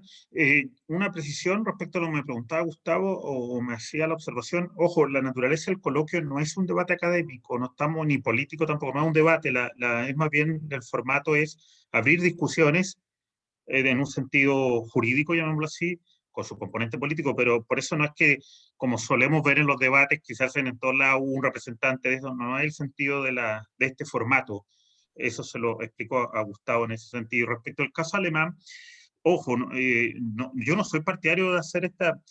si en Chile ha habido un abuso del ejemplo comparado, pero caricaturesco, ha sido en general del mundo empresarial contra los avances laborales. Digo. O sea, yo me podría remontar, no hay debate laboral en Chile donde no aparezcan las caricaturas, que en tal país se hace así, que en tal país no se hace así. Eso lo hemos vivido todo, digamos. Negociación por rama, cuando algunos la planteábamos, hoy día en mi opinión ya parece casi inevitable, hace un año atrás, eso era para trabajadores holandeses, no para trabajadores chilenos, y te lo decían sin una suerte como de desprecio hacia nuestros trabajadores, bien llamativo. Ahora, yo lo que sí creo, yo ocupé la idea del caso alemán, de hecho yo no le daría mucho sentido jurídico a la comparación, porque tú tienes razón, Gustavo, y Daniela también, de que el sistema de relaciones laborales alemán es casi único en el mundo. Es muy distinto incluso a los sistemas europeos que, insisto, los laboralistas chilenos suelen conocer, que es el español, digamos. No tiene puntos de conexión, es un sistema muy peculiar, digamos. Y por eso yo tampoco sacaría conclusiones, lo debatiremos con la Daniela en otro espacio, sobre la huelga, digamos. Yo creo que efectivamente la Daniela tiene razón, que la huelga en Alemania opera en un sentido muy distinto a como lo ocupan los sistemas latinos. O sea, tiene un sentido mucho menos de conflictividad y de ofensividad, una huelga bien marginal, siendo un derecho constitucional, al menos desde el punto de vista de la jurisprudencia, pero claro, pero el caso alemán hay que estudiarlo en su conjunto. Yo más bien lo tomé en un sentido político, y lo tomé en el sentido político de despejar la duda de que esta propuesta es una propuesta como lo vamos a ver en Chile, porque ya lo estamos viendo, de que cualquier propuesta de transformación va a ser caricaturizada como una propuesta prácticamente de país inviable y cosas de ese estilo, ¿no? La idea es mostrar que eso sea seria, a las que solemos admirar, que han tomado caminos de participación. Y ojo, yo advertí que hay fórmulas heterogéneas, lo dije que el caso alemán es el más emblemático, pero hay muchas fórmulas, y hay algunas que serían bastante más cercanas, por decirlo así, a nuestro sistema, ¿no? Y yo quiero recoger, y es muy interesante lo que decía, te agradezco la pregunta en ese sentido, Gustavo, pero lo que decía Edgardo, que es el sentido de lo sindical. La gran complejidad de la participación es cómo encaja en un sistema sindical como el nuestro, ¿no? Con pluralismo desatado, con conflicto intrasindical. ¿Cómo se hace? ¿Cuál sería una fórmula? Es un problema técnico, en mi opinión es el gran problema técnico que tendría la participación en el caso chileno. Despejado lo constitucional, ¿no? Que como lo vamos a ver es un debate que inevitablemente vamos a tener. Perdón, tengo levantada la mano Rafa Pereira, no sé si alguien más quiere aprovechar esta vuelta para hacer comentarios o preguntas. No, por ahí no tenemos. Sí, la Javi, el Rafa Pereira, la Javi Aravena, ¿alguien más? No. Bueno, le doy la palabra a... y Gustavo quiere volver a participar, y ahí tenemos los tres de esta segunda ronda. Rafael. Gracias, José Luis. A ver, solo un par de comentarios. Uno respecto de los modelos de nombramiento de los directores. En las empresas estatales tenemos distintos modelos, uno como el que se mencionaba de Codelco, que claro, genera muchas dudas más por esta figura de que finalmente el presidente elige de una quina. Tenemos el caso de otras empresas del Estado como TVN o Banco Estado, en que eligen directamente los trabajadores. Y en AP, que es un caso particular en que hay una mixtura entre la titularidad sindical y los trabajadores no afiliados. O sea, incorpora ahí esos dos ámbitos de trabajadores sindicalizados y no sindicalizados. Entonces, bueno, ahí hay ejemplos. Y agreguemos en el sector público, bueno, se hablaba de las universidades, pero sabemos que también en los servicios públicos no forman parte de la dirección, pero sí hay instancias en que, utilizando el concepto de organización más representativa, tienen algunos derechos de voz. Pero lo segundo, comentario, creo, para ir a un tema más de fondo, que uno nota un sesgo en nuestra conversación que tiene que ver con esta cultura o esta modelo sindical de empresa, o sea, y que se deriva más en la negociación colectiva radical en la empresa. Entonces, si uno está pensando en un modelo en que privilegie y busque favorecer una negociación ramal, y eso tiene que ir de la mano con una estructura sindical también que supere la empresa, eso nos puede cambiar el prisma de cómo abordamos este tema de la participación o una cierta cogestión a nivel de empresa. Porque ahí, claro, uno tendría que pensar en que a lo mejor la titularidad sindical para elegir representante en cada empresa donde ello ocurra no es un tema tan relevante, y más bien debiera ser efectivamente una titularidad de los trabajadores de cada empresa. Cosa distinta es que los sindicatos, ¿no es cierto?, puedan promover a ciertos candidatos, o incluso que un contenido de la negociación colectiva ramal sea precisamente definir las condiciones de la cogestión, es decir, que no sea ni la Constitución, que no parece ser lo más práctico, ni la ley, sino que un contenido propio de la negociación colectiva. Y ahí me declaro ignorante respecto de si en otros sistemas comparados hay como un contenido de la negociación colectiva ramal estos tipos de participación o cogestión, pero creo que sería un punto interesante a levantar y relevar en esta conversación. Eso era José Luis. Gracias, Rafa. Javi. Hola a todos, todas. Gracias por coger el tema, profesor. Súper interesante, y también a los expositores y los intervinientes. Yo me tomo lo último que dijo Rafael, porque también quería apuntar a eso. Creo que la cogestión, sin hablar siquiera sobre probablemente el contenido de esa cogestión, sobre qué temas va a versar y cuáles van a ser las consecuencias, por ejemplo, de que no existe un acuerdo, etcétera, está súper vinculado, y también es posible habilitar o acercarse a modelos donde existe un mayor diálogo social, teniendo presente que es el modelo el que hay que modificar, cambiar, diría yo. O sea, me cuesta pensar en una legislación, y yo prefiero legislación porque así uno parte la base de que fue el legislador, incluso, no sé, si fuera esto un tema que se fuera a tratar por la Convención Constitucional, que ya se decidió representativamente, y en consecuencia no va a haber, por ejemplo, una discusión acerca de la constitucionalidad, etcétera, porque se entiende que los legisladores ya decidieron y ponderaron y decidieron afectar o limitar el derecho a propiedad y libertad económica, que solo por ese motivo me parece que sería más conveniente que se fijara legislativamente. Pero dicho eso, me interesa como en estas circunstancias que tenemos actuales, cómo conversa un modelo de cogestión con los derechos colectivos y la manera en que se ejercen hoy en día, porque la negociación colectiva y la huelga parecen ser más procedimientos que derechos.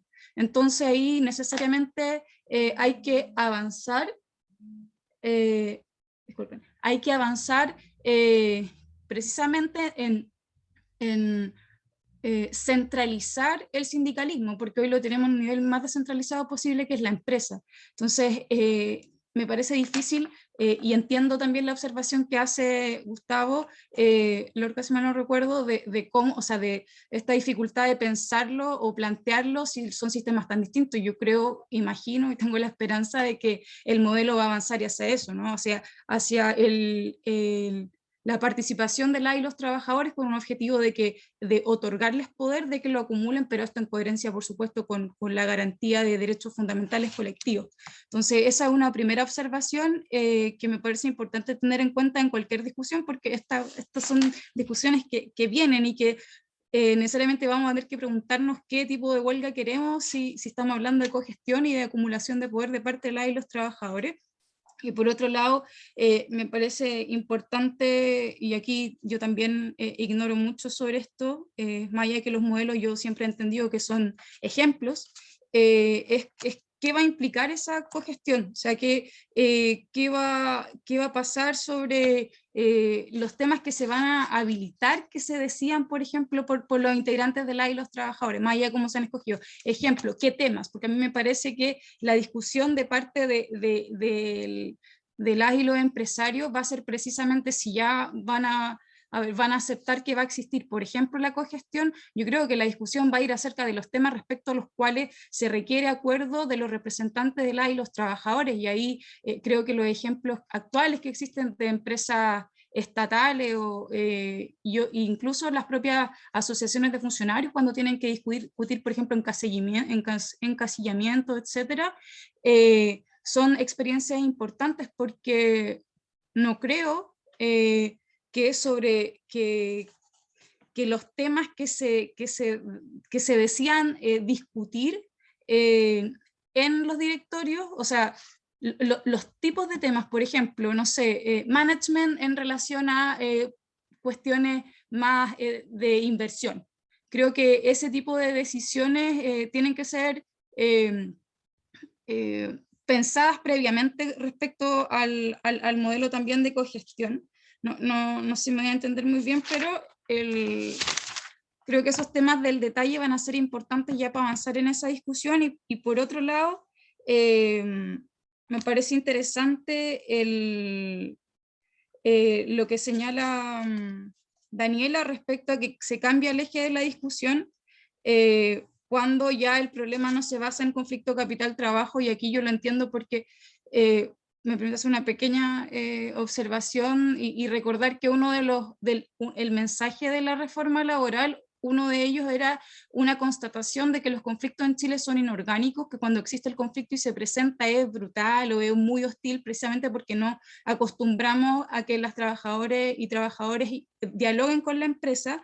Entiendo que acá también el fin de bienestar social tendría que cobrar relevancia, y ahí sí es importante, no sé si un preámbulo de la Constitución, pero sí definiciones constitucionales respecto a la relación de diálogo social, si es que la queremos, si va a existir en el futuro. Y una pregunta para el abogado de Codelco, que no recuerdo el nombre, Edgardo Lepe, que no me queda claro cuál es tu evaluación acerca del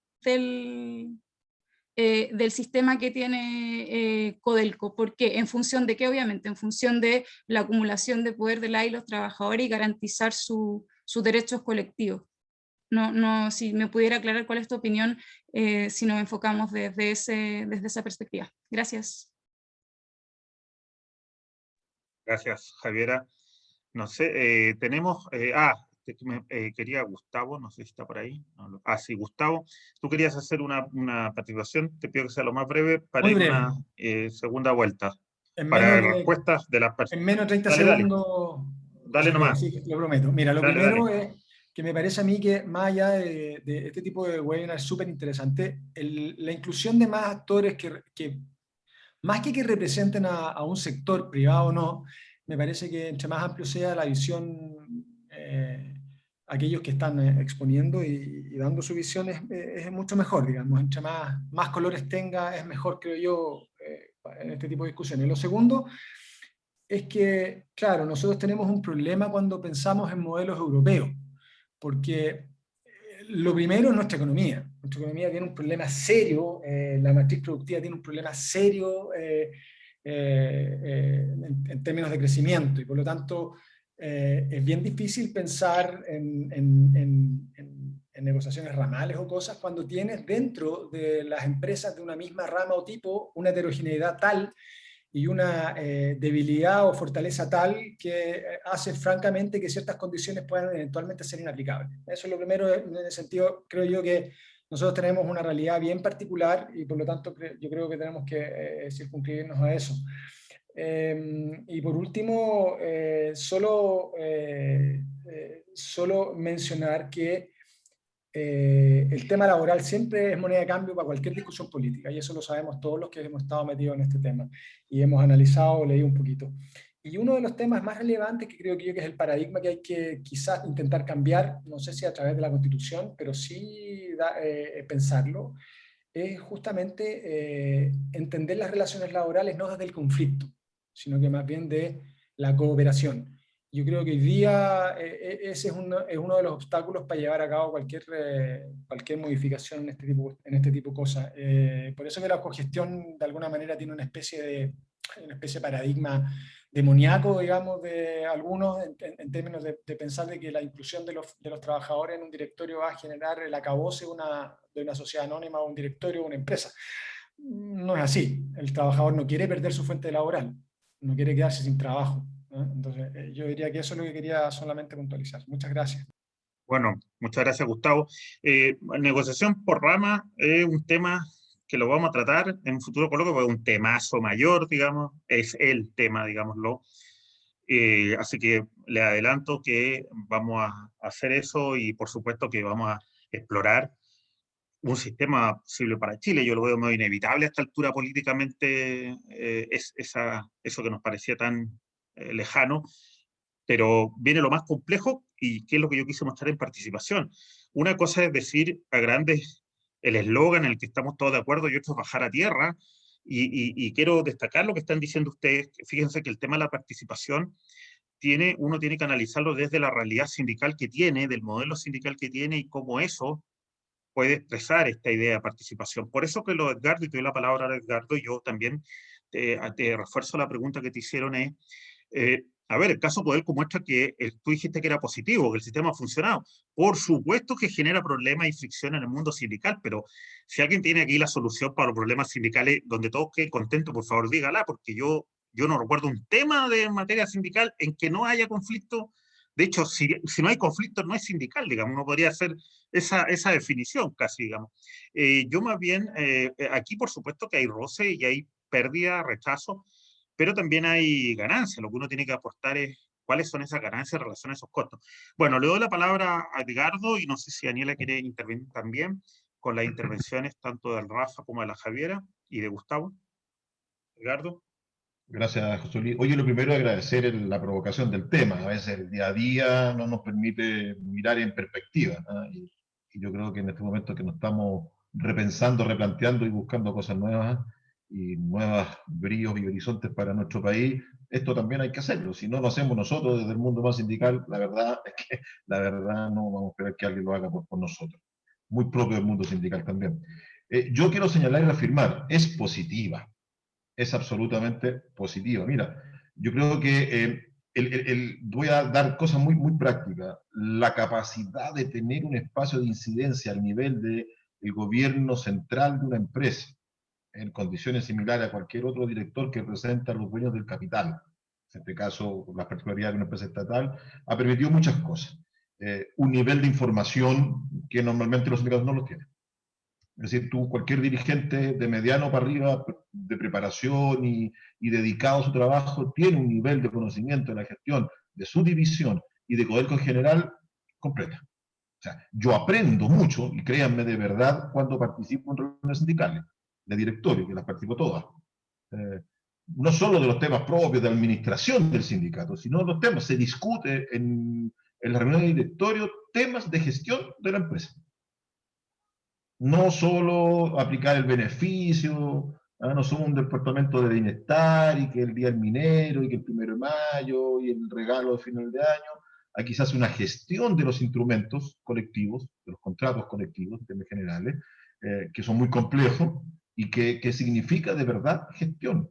Y esa gestión es muy cercana a, como les dije, a una cogestión en la materia.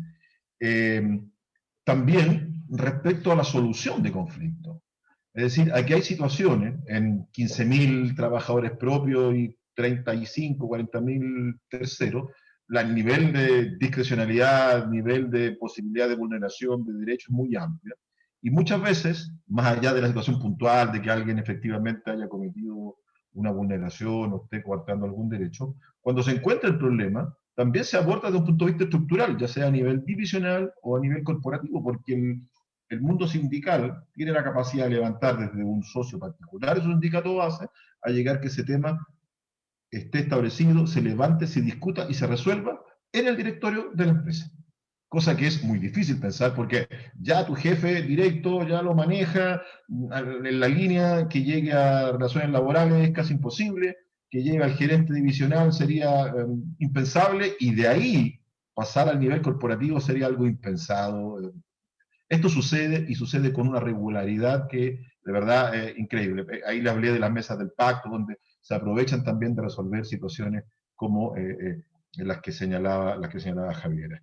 Y contar, por ejemplo, que esto ha permitido que desde el mundo sindical se levanten propuestas al directorio de la empresa, que ha significado tomar decisiones en un sentido contrario a lo que era la política corporativa en ese momento.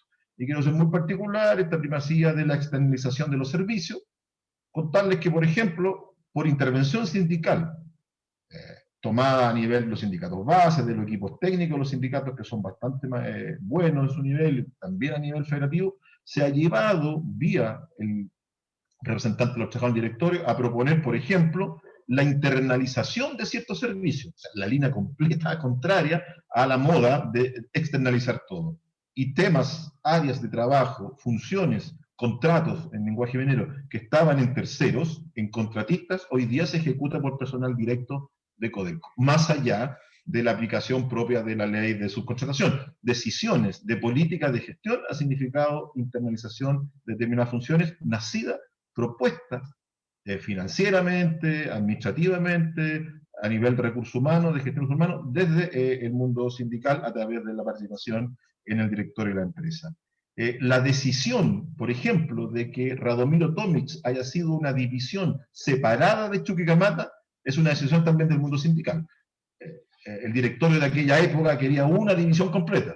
El mundo sindical abogó por dos, por una serie de consecuencias que no la explica, y efectivamente se decidió y se ha evaluado de manera positiva. Por ejemplo, hoy día, donde estoy acá en División Andina de Codelco, el año pasado tendría que haber cerrado la mina subterránea, y División Andina pasa solo a rajo abierto. Y en 8 o 10 años más se plantea en otro espacio la reapertura de la mina subterránea en función del espacio común que tiene con los bronces, con Anglo-América. Y la mina subterránea hoy día, por gestión sindical, ha proyectado la vida. Y ya tenemos 2 años más de actividad de mina subterránea, producto de la gestión y de la propuesta de los trabajadores, levantada desde los viejos propios de la mina subterránea al directorio de la empresa a través de este conducto. Entonces, ahí te doy 3 situaciones concretas donde, más allá de la clásica gestión sindical, sino de gestión de empresa, de decisión y de revertir decisiones de cierre, de decisiones de una división versus tener 2 divisiones en el caso de Chuquicamata y RT, y también respecto de la internalización de servicios. Y también, terminar, la mina subterránea, mina Rajo, en Chuqui, la mina Rajo todavía sigue en actividades. También producto de una decisión y una del directorio motivada por una propuesta del mundo sindical. Bueno, gracias, Edgardo. Quedó clara la respuesta. Daniela, ¿quieres agregar algo? O tenemos una palabra más pedida. No sé si alguien más, vamos a la última ronda. Daniela, ¿no? Yo, sobre todo con respecto a lo que plantea Javiera y tomándome un poco lo que planteó Edgardo recién, me parece que de todas maneras nosotros estamos en un momento de ruptura con la tradición, la que sea que tengamos, o sea, el tipo de sindicalismo que tenemos nosotros probablemente es lo que no puede subsistir, y un sistema sindical determinado no es incompatible con la participación. No significa que o es uno o es otro, pero sí que si hay representación sindical y hay coparticipación, de alguna manera los tienes que armonizar. Y Edgardo decía, intervienen en decisiones que son de la planificación a futuro, y eso también yo doy fe en el caso que conozco más cercano a las universidades, que cuando hay codecisión hay otros derechos que no pueden ser en broma. O sea, ahí se necesita ser no solo fidedigno con la información, sino que lo primero que tú tienes que hacer partícipe es de cuál es el futuro que viene para la institución, y porque de alguna manera tienes que persuadir y tratar de que se comparta el objetivo. Por eso es que es una lógica muy quizás lejana para nosotros, pero se tiene que trabajar un acuerdo, o sea, genera una dinámica de relaciones muy distinta, Que en algún sentido no, o sea, yo pienso que el modelo sindical se va a modificar también y tiene que ser así. Este es otro camino explorable en paralelo y no necesariamente súper incompatible con el sindicato de empresa, probablemente no de pluralismo sindical como el que tenemos nosotros, pero la empresa también tiene o sea, el marco de la empresa acá es relevante. O sea, no es exactamente lo mismo que negociación colectiva por rama, o sea, así que más bien son cuestiones complementarias, pero que en nuestro caso no hay nada que preservar, digamos. O sea, son dos caminos que son igualmente abiertos y desconocidos para nosotros. Daniela lanza una daga, ¿no? ¿Qué tradición vamos a conservar? Dice, como, pues se supone que la tradición expresa un valor. Nosotros, efectivamente, en materia colectiva, mucho que conservar no tenemos, digamos. Así que sería muy interesante. Yo quiero hacer solo dos precisiones, muy a la pasada. Uno, a ver, esto es una propuesta de participación que, en mi opinión, yo soy partidario de establecerlo como un derecho sindical. Creo que lo que dijo Edgardo me hace fuerza. Creo que, primero, porque potencia los sindicatos, y segundo, porque creo que el director laboral, el director laboral en la dirección tiene que tener un respaldo. Digo, no puede hacer una relación episódica con sus electores, de manera tal que pasa a ser una suerte como de solitario director elegido hace un año atrás por los trabajadores. Ese fenómeno, en mi opinión, se evita con el director laboral. Creo que potenciaría los sindicatos, pero tampoco exageremos, digamos, porque evidentemente esto es una propuesta dirigida a determinadas empresas. O sea, esta propuesta es innovadora, en mi opinión tiene valor político, pero estamos hablando de empresas grandes, digamos. Nadie pretende que la participación ocurra en las pymes, etcétera, etcétera, y por eso yo creo que uno de los debates va a ser de qué empresas estamos hablando, y por eso Codelco es un buen caso. Estamos hablando de ese tipo de empresas. Por supuesto que eso tiene valor político para la sociedad en su conjunto, porque genera unas relaciones laborales que son miradas como ideales desde otra coyuntura. Así que yo creo que uno puede ir despejando algunos de estos temas, y este es un tema que vale en sí mismo la pena discutir, digamos. Yo sí, y no sé si el Rafa quiere contestar, yo también tengo la duda de la Daniela, Rafa, que es como, esto parece más dentro de la empresa, no sé cómo efectivamente podría, en el caso alemán, no quiero citar el ejemplo alemán, pero un poco para que los alemanes tienen, claro, pero los alemanes tienen los sindicatos fuera de la empresa, y por lo tanto lo que ocurre ahí es que hay un comité de empresa que es el que hace las veces de negociación dentro de la empresa. Entonces, el sindicato opera desde afuera, igual se terminan siendo influenciados por los sindicatos, pero desde afuera.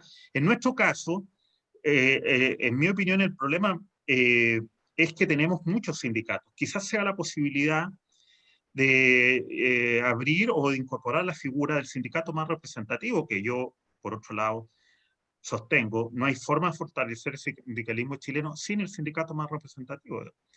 Y yo creo que habría que ir a la figura, podría ser, por ejemplo, una prerrogativa del sindicato más representativo, elegir los directores laborales para la sociedad. Lo que pasa es que todos sabemos, los que están aquí, que es estirar una bomba a la tradición, voy a ocupar las palabras de la Daniela, a la tradición que no tenemos, digamos.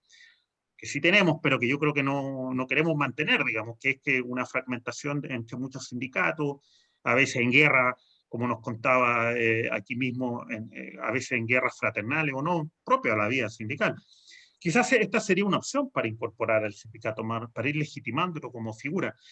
En la discusión de negociación por rama, todo esto que podemos organizar algo, esa duda es una de las más relevantes, digamos, cómo salimos del modelo de la tradición de la que queremos salir. Esta es una tradición que no queremos mantener, yo estoy de acuerdo con eso con la Daniela. ¿Cómo salimos sin el sindicato más representativo? Yo no veo cómo, digamos.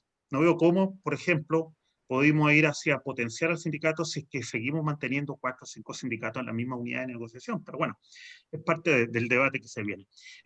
Tenemos, por ahora, esta es la última ronda de palabras y comentarios, porque ya estamos en el tiempo, y al menos está pedida la palabra por Luis Villazón. ¿Alguien más quiere comentar, agregar un comentario? Algunas, ¿no? Alison, veo ahí la palabra de Alison Pastén, y Ítalo Roagna. Roagna, no sé si lo estoy pronunciando bien, pero ahí cerramos, ¿estamos de acuerdo? Y le adelanto que, visto que hay mucho interés, no estaba en la carpeta, pero podemos hacer un coloquio de negociación por rama, ¿les parece? Y ahí abrimos un debate que es, como todos sabemos, el debate que vamos a tener en los próximos años en materia sindical. Bueno, Luis, un amigo de la casa que nos ha acompañado varias veces, por favor, te doy la palabra, Luis. es tuya la voz. Gracias, José Luis. Buenas tardes a todas, a todos. Mira, yo quiero hacer un par de comentarios, ¿no? Sí, sin duda yo creo que hay un poco lo que plantea Rafa Pereira en términos de que hay que buscar de qué forma esto se engarza. Yo me inscribo porque sea parte de la discusión de la discusión de la ramal, digamos, en términos de que sea uno de los atributos que tenga la propia negociación colectiva ramal, en la perspectiva digamos, de poder ingresar, digamos, en la discusión de la gestión de la empresa, digamos, ¿no? Resulta hoy día casi, yo diría, muy antiguo, digamos, que los trabajadores jugando el rol que juegan y todo teniendo el sentido que tienen los trabajadores en una empresa no puedan participar de la cogestión, aún más cuando muchos empresarios les llaman colaboradores, digamos. Entonces, yo creo que en eso hay que meterse y situarlo, a mi juicio, en el plano de la empresa, en el plano de la negociación colectiva ramal. Lo que sí a mí me llama la atención la lectura que hace Edgardo Lepe respecto de lo que ha significado la participación de los sindicatos a través de la Federación de Trabajadores del Cobre en los directorios, particularmente en el directorio Codelco, digamos. Evidentemente que si tú lo miras desde la perspectiva de la productividad que ha generado desde el punto de vista de la gestión, evidentemente, sin duda, digamos, los trabajadores a través de ese modelo y lo que significó la alianza estratégica, potenciaron la productividad de la empresa, digamos, y han generado más recursos, se han abierto más yacimientos, se ha tecnologizado mucho más, digamos. Pero mirado, a mi juicio, desde la perspectiva de los derechos sindicales, que es el rol de los derechos de los trabajadores y trabajadoras de la empresa estatal, a mi modo de ver tengo la impresión de que esto ha significado un retroceso, digamos. ¿Ya? Fundamentalmente porque ha habido, digamos, desde los principios de los años 90 hasta la fecha, una disminución brutal de la dotación de trabajadores de planta de Codelco. ¿Ya? Tú mismo lo decías, el radio, digamos, hoy día es 2-1, digamos, de sus contratistas versus un trabajador de planta. Y eso no ha significado tener, de manera alguna, digamos, trabajadores en mejores condiciones laborales al interior de la empresa. Me refiero a los subcontratistas. El mejor ejemplo fue el del año 2006-2007, con la gran huelga general de los trabajadores subcontratos, digamos, donde se levantan por las precarias condiciones laborales que una empresa estatal le estaba generando a partir de la reducción de los trabajadores de planta. Es decir, los trabajadores de planta de la estatal permitieron que este fenómeno se diera en forma involuntaria, tal vez, probablemente, ¿ya? Pero un fenómeno que golpeó fuertemente, digamos, a través de la externalización de las distintas faenas que se dan al interior de la empresa. Los retiros de planes, los retiros voluntarios, otro ejemplo, digamos.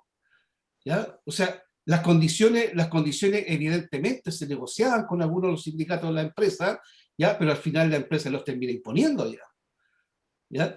En el traslado al campamento, por ejemplo, en Chuquicamata, se perdieron un montón de beneficios, digamos, que los trabajadores traían históricamente, digamos. Y lo que sí, a mi modo de ver, también ha pasado, y yo creo que la relación de participación de los trabajadores, de los sindicatos en la gestión de Codelco, da muestra que lo que plantea Daniela es absolutamente, o sea, tiene directa relación con lo que planteó Daniela en función de que el conflicto se comenzó a atenuar al interior de esa empresa. ¿Ya? O sea, hoy día es casi, tú mismo lo decías, Edgardo, es casi como fuera de la generalidad, es una excepción que tú tengas que negociar regladamente hoy día el Codelco cuando la gran mayoría de las negociaciones colectivas se dan anticipadamente y no regladas, digamos. ¿Ya? Y terminan los trabajadores de Codelco amarrados frente a una negociación colectiva que insisto, ha ido retrocediendo en derechos más que ganar, digamos, en derechos. Por lo tanto, evidentemente, esto de la manera en la cual se mira, digamos, depende desde qué perspectiva lo vamos apuntando, lo vamos analizando, digamos. Y por último, quiero señalar de que Raimundo Espinosa, director de Codelco por 14 años, ¿ya? En donde muchas veces, tengo la impresión, no tengo el dato duro, digamos, pero tengo la impresión a partir de cómo se ha ido dando la relación de los nombramientos al interior de los directores de Codelco, representantes de los trabajadores, la última decisión era del presidente de la República, y es del presidente de la República. Por lo tanto, la incidencia respecto o la representatividad que ese director tiene, digamos, en el directorio de Codelco, yo diría que es más relacionada con una relación más política, digamos, con los presidentes de turno, que con propiamente tal una representación de carácter sindical. Ahí me quedaría, José Luis, y gracias. Vale, gracias. Luis, ahora Alison. Muchas gracias. En realidad mi pregunta iría dirigida a la profesora Daniela Marci. Respecto a la manera de implementar en Chile la medida de cogestión, ¿sería encaminada a una manera inicial respecto a una materia que se pueda negociar y ya no esté prohibida? ¿O el mecanismo sería a nivel de independiente del sindicato, a nivel sería general para todos que pudieran optar a esto, sin necesidad de que sea una materia propia del proceso de negociación? ¿O la vía sería otra para ilustrar más o menos cómo se aborda a nivel internacional la implementación de la cogestión, si está de una manera a priori o es dentro del mismo proceso de negociación en el cual ahí se ve la posibilidad si se va a utilizar este mecanismo o no? Esa era mi duda, va encaminada a cómo se ha ido encaminando y si en Chile se iría a implementar de manera para todo, independiente del nivel de sindicato, o usted cree que va a ser de manera gradual. O sea, todo esto de manera de hipótesis. Esa sería mi pregunta, profesor. Perfecto, no hay problema. Espérate, pues, Daniela. Espérame. Desde que me queda una palabra, está Ítalo. Daniela tiene hambre, parece, ya quiere irse a comer. Ítalo, por favor. Hola, buenas tardes a todos y a todas. Mi pregunta va en el sentido de que se está hablando de... Hay dos clasificaciones de empresa acá. Una está por los ingresos anuales, ¿cierto? Que clasifican en micro, pequeña, mediana y gran empresa. Y la otra está la que hace el código laboral, que tiene que ver con número de personas. No sé cuál será la mejor manera, porque yo conozco empresas, como la que trabajo yo también, que están consideradas pequeña empresa por el código laboral, pero son gran empresas por los niveles de ingresos. Entonces, no sé si se podría fusionar ese tema de la cogestión, porque al final pasan a ser grandes empresas y no pequeñas. Perfecto. Bueno, Ítalo, les doy la palabra final, por favor, a nuestros comentaristas. 2 minutos, por favor, no se alarguen más porque estamos en el límite. Daniela, después nuestro amigo Edgardo y el suscrito. Daniela, dale, yo cierro. Vale. Sí, yo con respecto a la pregunta de Alison, no lo había visto por el lado de que fue una materia de negociación colectiva y como en el marco de lo que nosotros tenemos. En realidad, a mí me parece que esto significa una revisión de todo el sistema y más bien lo había pensado, lo que no significa que sean ideas súper acabadas ni nada, que es más interesante plantearlo como un pequeño sistema electoral en que, por ejemplo, en la decisión de quiénes van a votar se promueva precisamente porque nuestro país es como es, que sea un derecho de gente, de personas que están sindicalizadas, apuntando a que termine el pluralismo sindical, pero no, o sea, pero digamos, esa es la parte interesante de cómo lo queremos hacer acá, que no tiene que ser necesariamente traído de ningún otro modelo, y viendo las cuestiones que, eso sí, ya están súper diagnosticadas de cuáles son las debilidades del sistema sindical. Me parece que es importante usarlo como una herramienta para promover el fenómeno sindical y fortalecerlo en el caso chileno. Gracias, Daniela. Edgardo, 2 minutos, por favor. Sí, muchas gracias. Además, me están llamando ahí para revisar el texto de la respuesta a las impugnaciones. Brevemente, por cierto, por contestar ahí a no me acuerdo quién fue de los asistentes a Luis, el tema, por cierto, tiene ese lado B, digamos, el lado más negativo, pero existen todos los otros que yo he planteado. Ahora, el hecho de la externalización, que es un fenómeno que cruzó fuertemente y sigue cruzando fuertemente a las definiciones y casi como verdad revelada a nuestro mundo y sistema empresarial y de gestión de nuestras empresas, no se lo podemos atribuir a la existencia o no de un director laboral en el caso de Codelco. O sea, yo creo que la presencia y la gestión sindical en el directorio evitó que esto fuera inclusive aún más. Y no voy a yo responder por algún tipo de desatino o cosas que haya omisiones efectuadas por el director laboral de Mundo Espinosa en su minuto. Pero efectivamente la institución yo creo que ha llevado, yo vi algunos casos, podría dar más, a intentar revertir, en algunos casos de manera exitosa, en otros casos no. Por nombrar otro, la extensión de la vida de Salvador, de la división Salvador. Si hubiera sido por las políticas definidas por el directorio, o por la mayoría del directorio, Salvador hubiera estado cerrado hace 10 años. Hubo un intento, muchos trabajadores se vinieron a Teniente, a División Andina, algunos se fueron a Chuqui, y hoy día, después está la posibilidad del Rajo Inca, que abre vida al campamento y a la División Salvador por 25 o 30 años más.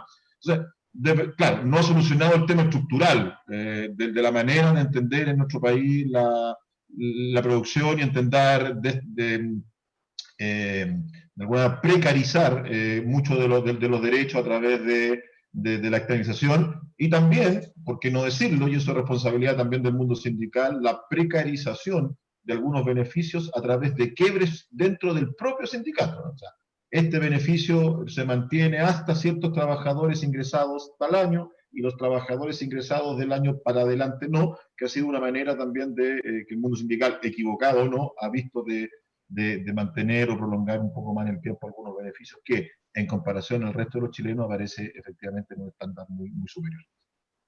Eso... Sí, gracias, Edgardo. Todos nos gustaría estar afectos al contrato colectivo de Codelco, no te preocupes en eso, por más que haya habido retroceso, sigue siendo ahí. Yo quiero recoger un poquito, para cerrar un poco lo de la Daniela. La Daniela instaló una duda que en mi opinión hay que cuestionarla, digamos. Que yo creo que es por donde aprovechó Luis, nuestro querido amigo Luis, de entrar. Cuidado, no hay ninguna incompatibilidad en un sistema robusto, en mi opinión, de derecho colectivo y la cogestión, digamos. Y que el modelo alemán, por eso saquemos el caso alemán de encima, dije que habían 14 países y países que no tienen el modelo comunitarista alemán, de que no hay que hacer huelga, y la huelga, modelos muy parecidos, entre comillas, al nuestro, como Irlanda, o Suecia o Dinamarca, que tienen modelos de negociación ramal, etcétera, pero no tienen la estructura corporativista del modelo alemán al que la Daniela se refería, donde los trabajadores poco menos que no hacen huelga por respeto al espíritu comunitario. Cuidado, no hay que hipostasiar, o sea, exceder o exagerar el caso alemán, por eso les decía que hay que tomarlo, yo lo tomé simplemente por la referencia evidente, pero advertí que hay fórmulas heterogéneas y hay muchas versiones de esta idea, y no tienen por qué ser incompatibles con la negociación colectiva y con el conflicto. La evidencia, no era el ponerme aquí a citar, pero la evidencia muestra resultados contradictorios. En algunos sistemas el conflicto ha disminuido, pero no ha aumentado, digamos. Por lo tanto, la participación tiene que leerse en su mérito en relación a nuestra realidad y no necesariamente al filtro del sistema peculiarísimo que es el alemán. Y yo no veo, en principio, insisto, yo no veo incompatibilidad en un sistema robusto de negociación colectiva con un sistema de cogestión. Por supuesto que eso va a generar las tensiones que habla Edgardo, digamos, tensiones propias del movimiento sindical, pero uno tiene que apostar a la madurez del movimiento para resolver esas cuestiones. Y lo otro sí, yo no soy, a mí me cuesta creer un poco lo que dijo Rafa y Luis también, de la autogestión del sistema de participación, la gestión colectiva. Yo honestamente no lo veo, en ninguno de los países es así, siempre es por ley. En mi opinión, me cuesta pensar que a todo esto un sistema sindical tan débil vaya a construir de la noche a la mañana un sistema, o incluso en un plazo determinado, un sistema de negociación que incluya la participación de los trabajadores en los directorios. Yo honestamente eso lo veo muy difícil. Recuerden, la reforma laboral de Bachelet incluyó que se puede pactar pactos de igualdad, de género, ese tipo de cosas, y la evidencia muestra que eso no ha tenido, pero prácticamente ninguna importancia. Por lo tanto, la idea que los trabajadores, una idea que yo sé que muchos de nosotros nos encantaría, un ideal al que nos gustaría caminar, pero yo lo veo muy difícil que este sea una materia de intervención de la negociación colectiva. Más bien creo derechamente, como en toda la experiencia comparada, que esto es una intervención legal. Pero bueno, creo que se ha cumplido el objetivo de abrir la discusión. Hemos visto distintas perspectivas y yo creo que, bueno, vamos a seguir dándole vuelta a un tema tan interesante que ha aparecido en la política chilena y que lo podemos seguir discutiendo. Cuando tenga mi trabajo, a los que les tengan interés, ya les dije, se los puedo enviar sin ningún problema y podemos incluso volver a hacer una sesión de discusión porque creo que el tema se va a instalar. Bueno, solamente déjenme pasar un aviso antes de despedir y dar las gracias tanto a Daniela y a Edgardo, porque ha sido muy interesante la discusión para todos, yo estimo que ha sido así, y a todos ustedes por participar. Un aviso comercial, ¿no? Porque ustedes saben que todo se vende, todo se compra, el capitalismo cognitivo nos invade por todas las dimensiones. Tenemos un diplomado de Derecho Colectivo a todo esto. Nunca mejor momento para tomar un diplomado de Derecho Colectivo porque las cosas están por cambiar, así que les doy el aviso. Si quieren ustedes u otras personas inscribirse, partimos ahora en agosto y así que, bueno, es una buena oportunidad. Ese era el aviso, muy sencillo. Gracias a todos y a todas. Nos vemos en el próximo coloquio, que yo creo que va a ser ya en agosto, porque vamos a interrumpir un momento. Hemos hecho 3 coloquios muy interesantes y por lo tanto esperamos mantener esta instancia de discusión y de debate. Gracias. Nos vemos entonces, que les vaya muy bien. Cuídense. Gracias a Daniela y Edgardo sobre todo y nos vemos. Chao. Cuídense.